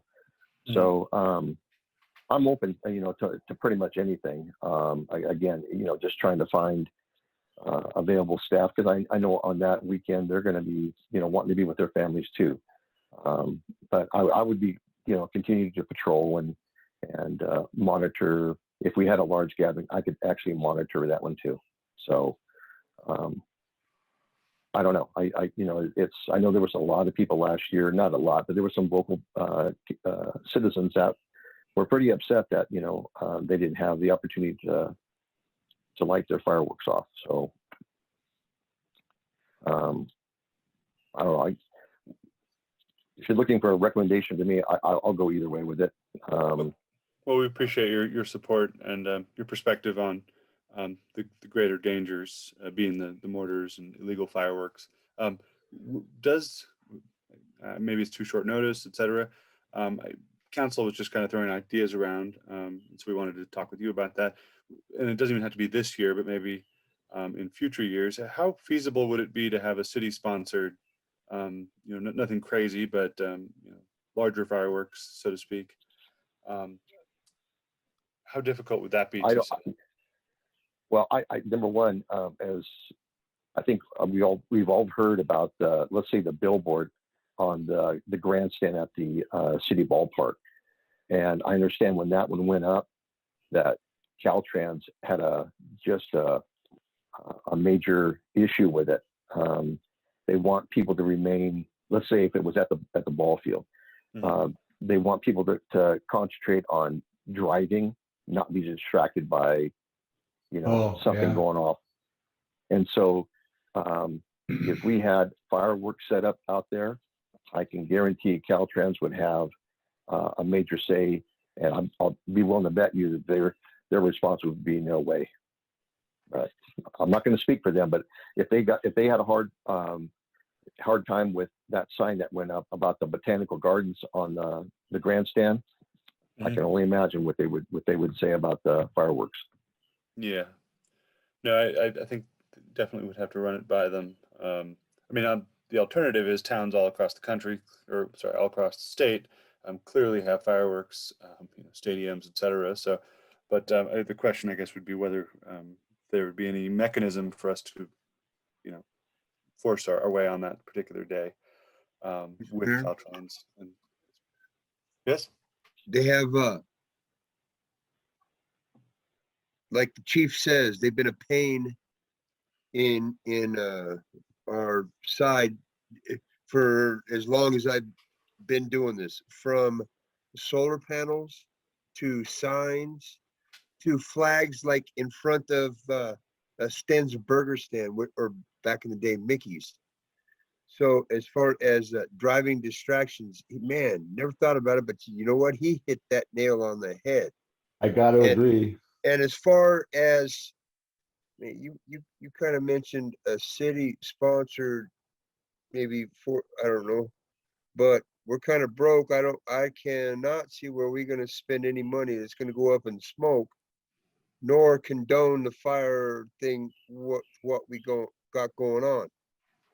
If Mike Rodriguez is willing to let us do something in the parking lot and we can get away with it, nothing big, but just for the locals, that we might be able to get away with that. But the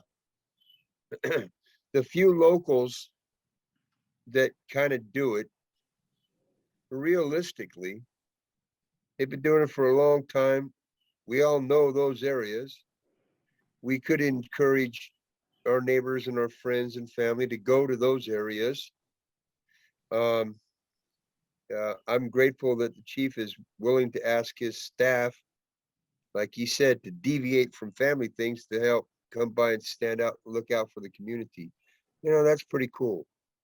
I appreciate you, chief. I hope you're feeling better. And I'm kind of on his side too. I'm open, but we really got to be careful of how we do this. So that's all. That's kind of all I got to say. And thanks, and thank you, chief. You bet, Dave. Thanks. So what you think, Mr. Mayor? Well, I know it was important to council and the citizens that we find some outlet, some solution. And, we discussed as little as a designated area, maybe with a designated time, so that your staff wouldn't have to be on high alert for the entirety of the day, or as much as maybe a small little event if that was easier. But I mean, I'm open to, I think that personally, safe and sane fireworks, I look at the data on those particular, very highly regulated fireworks, pose a fairly small risk already. I mean, it's not as if that, but the danger of different types of fireworks is certainly immense. And I'd like to see it be allowed in the city, if nothing else, just so that we show our spirit of support to the general celebration. Okay, Mr. Mayor, I just had a thought, if I might. How You about certainly if we may. let the people, like, hypothetically, I mean, Miss Lori Barnes, one of my good friends, she's been one of the advocate people to have her fire thing, and we all know she does it. Her and Harley, they do they put on a great show, and it's all concrete. It's right there. And this is just how just idea. How about if we had people like Miss Lori that come and say, oh, this is my form, and I'm filling out. I'm going to have my fireworks from this and this.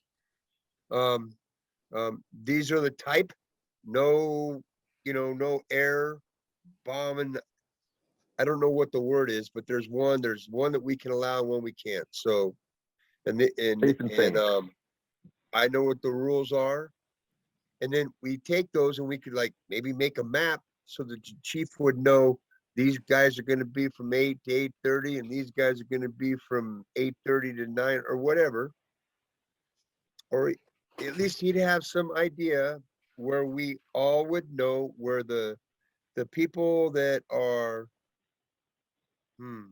I have a separate proposal here, Dave, if you wouldn't mind. yeah, sure, Bruce, jump in, man. My proposal is that since we don't want to be fooling with Caltrans and we don't want to have mortars and all that, suppose we did like we do with other events and close off Dunsmuir Avenue between Pine and the fire station, which is right there.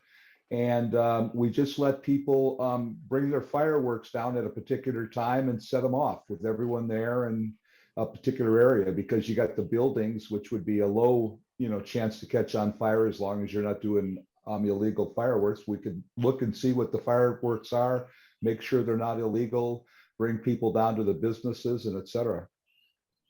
I think that's a great idea if the fire chief thinks that location could be monitored adequately. Sure. Yeah, I think so. And just do a start and an end time, and I'm agreeable to it. Could we go so far, Mr. Mayor, may I? Sure. Could we go so far as to how, back in the day, Chief, we had, man, this would be cool. We had like the, I don't know now, but you know how we had the hot dogs and everything, and the firemen could all be there. It could be a community thing. I'm sure a bunch of us pitch in, or even have the tables and everybody can bring some food, homemade food for the firefighters. And I don't know, but really make it man, it's the 4th of July. It's all American, hot dogs, barbecues, and some fireworks, man. Again, I'm not going to commit my firefighters to being down there for any length of time away from their family. If I can get a skeleton crew down there just to kind of assist me overseeing, I'd be okay with that. Basically, also with COVID going on, I don't know that we want to be, preparing food and handing it out. So I think we'll take a pass on the food part. Okay. While we're still discussing it, would it be better to say have just a set amount of fireworks that designated people can set off under your supervision, or better to just have so many, a 2.5 hour slot where you're welcome to come down, set off your fireworks, but it's somewhat unregulated as far as that goes? Which do you foresee being better? I'd say the latter. Just you come down, we got a safe area for you to go ahead and set them off, and go ahead and you got from this block of time to this time. I'm still thinking that a lot of people are still going to go up to Mount Shasta to watch the low level aerial display up there. But for the ones that are still here, fine. This is your time. Okay. Councilman Arth or Councilman Lucchese, do you guys have any thoughts on what we should try to attempt here? Personally, I don't have a good way of doing this, and I've been very neutral on this topic in terms of what people would like to do. My husband, who was a wildland firefighter, basically says that we should probably just completely change how we do fireworks and fire them off during the wet seasons instead of 4th of July. And that's his perspective. I kind of get that argument. I get not having them. I get the argument of having inspections. So I'm very neutral in terms of what we want to do moving forward. I do trust Chief Padilla, though, as having, the expert knowledge and how the best way to handle this. And so I would be very supportive of his recommendation. And, so we did have complaints last year of not having them, but I had equally or more that from citizens in our town that were glad we didn't have them. So, you're not going to satisfy both sides, but at the same time, maybe we could do even a survey after this 4th of July is over with and just ask the citizens, would you like us to go ahead and ban them or continue them or what? I don't know. That's just a thought. Yeah. That's a good thought. We should do that. We should have a survey. Could we do that? I mean, do we have time? We don't have time. I've been listening. I think the community did the right thing and the city did the right thing last year. I think especially given the drought situation and the wildfire situation, it would be somewhere between stupid and insane for the city to try to actually sponsor an event that shoots off fireworks. I mean, we're talking about safe and sane, and who is going to enforce that? We're talking about an event that will involve our fire department and the city. Who's going to ensure that? I mean, I think, as I understand it, the high school has moved on. We're not going to have a fireworks booth anymore. They'll find other ways to support their programs. But I try to listen carefully to our fire chief. And if anybody's just dying to go see sparklers and Piccolo Pete's, go up to Shasta Park. But we're going to be safe and sane and no fireworks in 2021. I actually like the idea of setting them off in the snow. I think that's brilliant. Thank you. Thanks.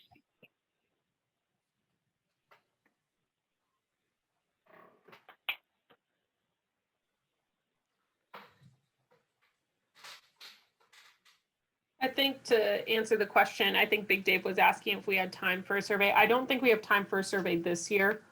But I do like Chief Padilla's suggestion about after 4th of July, after 4th of July this year, maybe sending out just a newsletter or something and just saying, hey, you know, this is the second year we did this, and just give people a couple of options to check off and return them. You know, I think that would be easy to do, but I don't think we'll have time before 4th of July.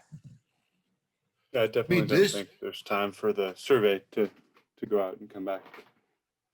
This year, I'm hoping both the fire department and the sheriff are extremely vigilant for the illegal discharge of fireworks anywhere within the city limits of Dunsmuir.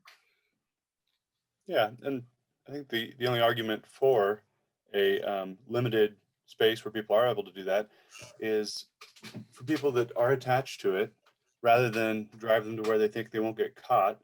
I observed several fireworks going off last 4th of July, just driving through town, but mostly on the outskirts and, you know, less trafficked areas, having just a space where they can for a short amount of time.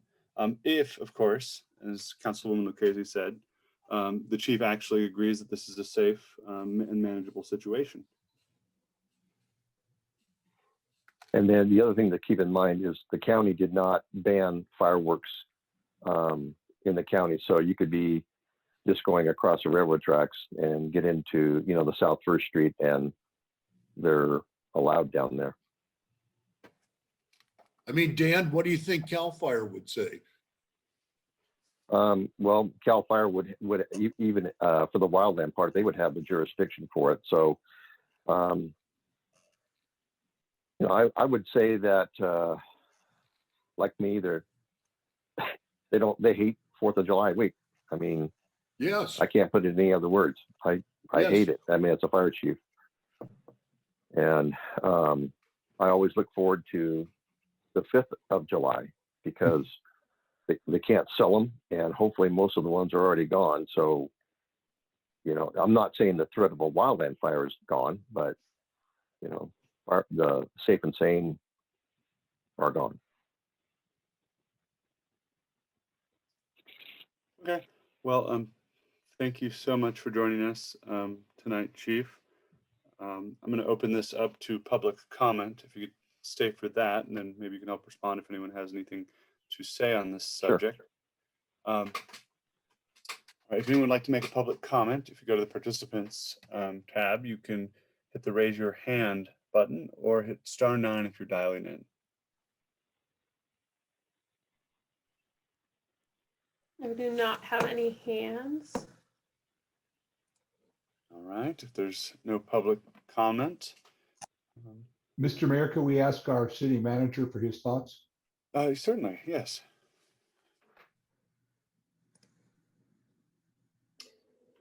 Well, I know the fireworks lovers in town are going to do what they're going to do anyway.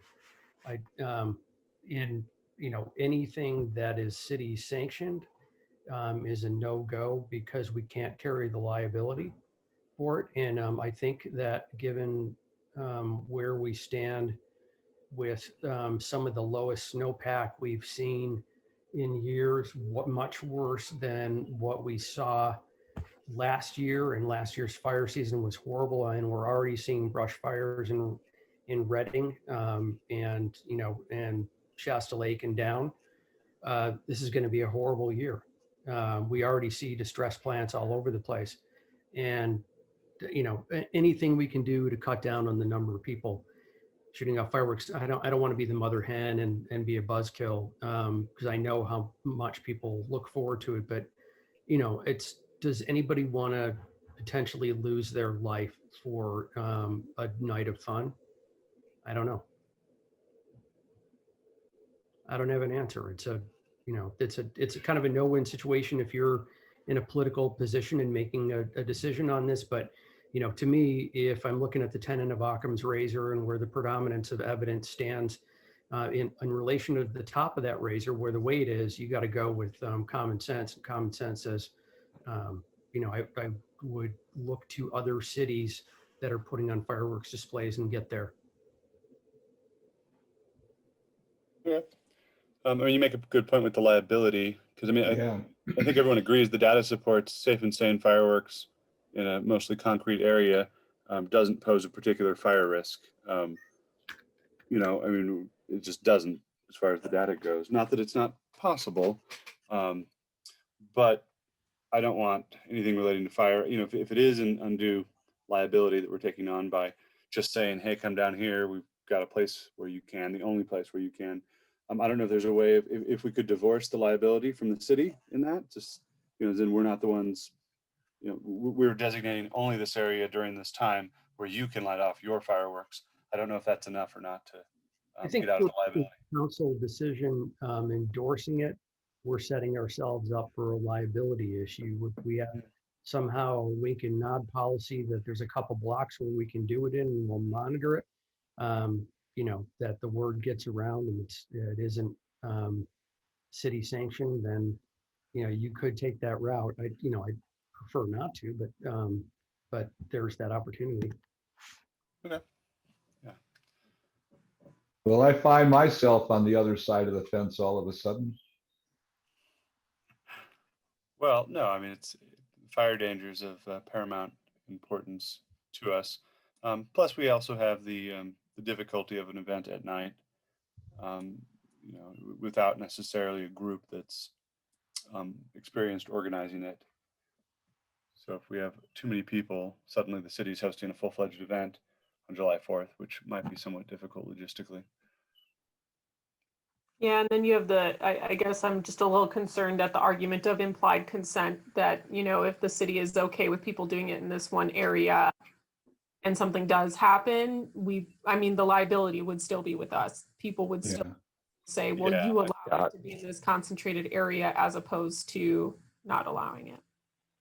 Yeah, with that viewpoint, then, with that view, as a fire chief, I'm not going to assume any liability, and so I think I will retract that view that I'm for it in a designated area. Yesterday, they had a 5-acre fire outside of Weed, and it took off and went pretty quick, and they were able to get around it and have enough resources, but I don't know how many resources are going to be around in July. So, with the liability, I wouldn't want to put the city in any kind of liability or myself. I just want to do a reality check, folks. It's May 6th, and we're seeing brush fires and wildfires now. Yeah, it's scary. The one question I have, Mr. Mayor, is I assume that we're kind of moving against the idea of supporting a 4th of July event. Does that mean at the same time we're in the middle of a discussion as to whether or not we're going to prohibit again this year? I think they are closely related. The whole point of holding an event was in the context of us anticipating if we found cause to prohibit them last year, I think there's even more cause this year. So do we want to do that today, or do we want to have that on a future agenda item? I think because the title of this agenda item is discussion with fire chief regarding 4th of July events, that might be too specific for an overall annual That's what I ban. was wondering. Yeah, that's what I was So, wondering. I mean, we could take action on, if we do anything for an event or not, but I think as far as an overall ban, that should probably be re-agendized for a future meeting. Yeah, I think so. Well, hopefully maybe we can put together a fireworks display for New Year's Eve. There you go. Did we pass a resolution last year to formalize Yeah. no Yes. fireworks? Yes. So could we just put that back on our next agenda? Yes, sir. Yeah. I think we'll have more public comment on it, and we'll hear other opinions, and it probably shouldn't sway us, but at least it doesn't seem like we're making the decision in the dark, without public input. No, definitely. All right. Well, thank you so much, Chief Padilla. We really appreciate your time this evening and your And my input. pleasure. It's been very helpful. Chief, we wouldn't want to spend all the money we spend on you and not listen to what you have to say. Yeah. Well, I'm glad somebody wants to hear what I have to say. So, good night, everyone. Good night. Good night. Hi, Dan. All right. Let's move forward to our last business item tonight. New business item B, SB1 Road Maintenance and Rehabilitation Project List, Resolution 2021-07. Move the item. We do have to take public comment on it. Oh, of course. Is there There's any, no members of the public, so let's just move along. Oh, there's one, isn't there? Well, I there's don't know. Elijah and Shireen and all Yeah. right. Todd, Blake, is there any report on what this is? Blake was going to give this. I mean, essentially, Blake, if you want to jump in, it's essentially we have SB1 money coming to us. It's a list of what we think is the best way to spend the dollars that we have coming to us, which is as opposed to doing one small section, because it isn't a lot of money, a full reconstruction of a very small section of a roadway. The best way to handle this is crack seal the worst areas in town, which will buy us a few years before we actually then have to start reconstruction, and then double down on trying to get more money into the city for transportation. Okay. Are there any questions regarding this item? pretty straightforward. All right, seeing none, I will now open this item to public comment. If anyone would like to make a comment, raise your hand either through the button or if you're calling in, *9.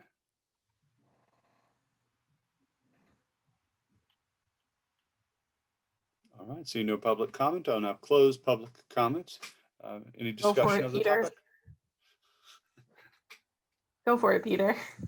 Oh, well, I move the adoption of resolution 2021-XX. Adopting 07. projects for the fiscal year 2021-22 funded by SB1. The only gratuitous comment on the resolution is we continue to have the whereas that says the city has undergone a robust public process to ensure public input on the community's transportation priorities and the project list, and we are doing our best. But if we loop back up to business needs and community needs, we're obviously not yet connecting with the public or the business community on this issue. But with that, I heartily move the item. Second. All right, all those in favor, say aye. Aye. Aye. Aye. Against? Motion carries unanimously. That ends our business items for the night. We move on to item 12, future agenda items. I already have replaced Peter on Earwig. Irwin. Earwin. So close. Irwin. Hey, RWM and Mr. Mayor, your whim. When we zip through the committee meetings, I know Councilmember Lucchese and I are on the ad hoc solid waste committee. It's my recollection that the committee needs to meet to facilitate the new contract with Clement and a number of other topics. So I hope we are going to meet pretty near in the future. Yeah, I Okay. believe so. If I can add to that, we finally have Mike Delabana stepped up. We need one more person. We've re-advertised and we're hoping that we have it, that we have somebody. And I spoke to Diana today and let her know where we're at and that I'm starting soon. And she filled me in on where she's at and the need to buy a truck. And, we're moving forward. We just need another solid, decision maker from the public on this. And we're working on it. Okay. And how many free pickup days and when? Clemens has said they will not do free pickup days. They learned their lesson last year that they can't afford to donate their time and materials, and they suggested us contracting out to Wairika Transfer to bring down 2 dumpsters and and have somebody chipping and and the other leaf litter and other things going into the other dumpster. And she believes that in its entirety would cost in terms of Wairika's cost $4,000 to $5,000, and if we wanted help from Clemens in terms of manpower, we'd have to pay for it. Yeah, Does that get referred to our committee or to finance? that'd be probably part of DPAC and finance at this. Yeah, I think Again, we're just looking at the contract for right now. I think it's a finance decision. It's ultimately, how does the budget look at this time, and can we afford it? Frankly, it's one of these things where, we still have, I believe we still have the rest of this week for those in town that can haul their stuff up to, a point in Dunsmuir, the ball field, to dump their green waste off. They can drive it to Wairika if they've got a truck. And right now they're taking it for $5 a load. All right, so this is kind of a bigger discussion than just future agenda items. I just wanted to note, we need to put the community, or are we just doing community promotions funding, Blake, as part of the budgeting process? Yeah, we can do it that way. Yeah, unless you want a specific separate item. I was going to, part of the budget process, include that memo Okay. of finance committee recommendations. Okay, I'm fine with that if that's how you're going to do that. Can anybody hear me now? Yeah, we can hear you. Oh, because I've been muted for like, I don't know, 11 minutes. I just got unmuted. I'm like with Bruce, I'm backing up. I'm like with Bruce. I'm on the other side of the fence now, as far as the fireworks. And I want to thank you, Dave. Chief. Yeah, I got muted anyway. Next was a yes on the vote, because nobody asked me. I didn't hear my vote. Yes, so yes. And future agenda items. I was hoping maybe we talk about bring up coming back to get together, and for those of us that didn't want to go, they could Zoom in. So there you go. Well, as far as that goes, Big Dave, the intention, I believe, still holds from last meeting, is to meet in person for our next meeting, provided, of course, we can get all the technology figured out by then. I think Todd is in the process of working on that. Is that correct? I'm working on it. I just want to relay some things that I've heard that, some of our key players are not willing to attend in person. And I just want to remind folks that Siskiyou County now is the highest positive rate in terms of counties in the state of California, and our major circulating COVID up here and in Shasta County is the South African variant that is getting people infected that have been vaccinated. So just keep that in mind. So whatever you guys decide, we can do a hybrid. I can try to pull it together, but I know a lot of people are itching to get back into person. Get back in Yeah, I person. mean, we tentatively decided, pending the technology, to do it already, and it wasn't on the agenda Yeah. for this time. But if anything comes up, or anyone has any major concerns from where we were last time, certainly forward it to myself or to Todd, and we can address those and see where we're at on a week-by-week basis.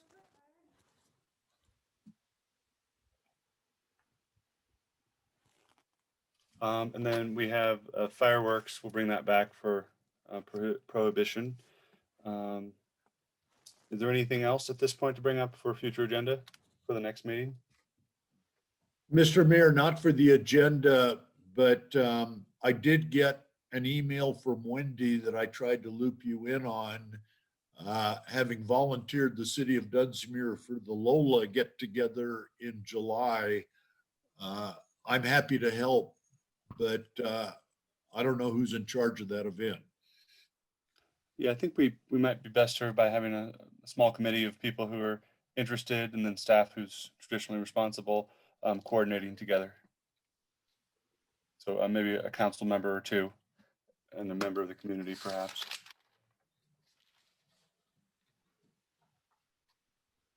Well, I'll work with you on that, Peter. The Well, first my thing I'd only like- observation is whatever venue we choose, everything is booking rather quickly. So this shouldn't be a last minute deal if we're going to impress our colleagues. Exactly. Definitely. All right. If there's no more future agenda items, I think we're ready to move to adjourn. I'll make a motion to adjourn. Second,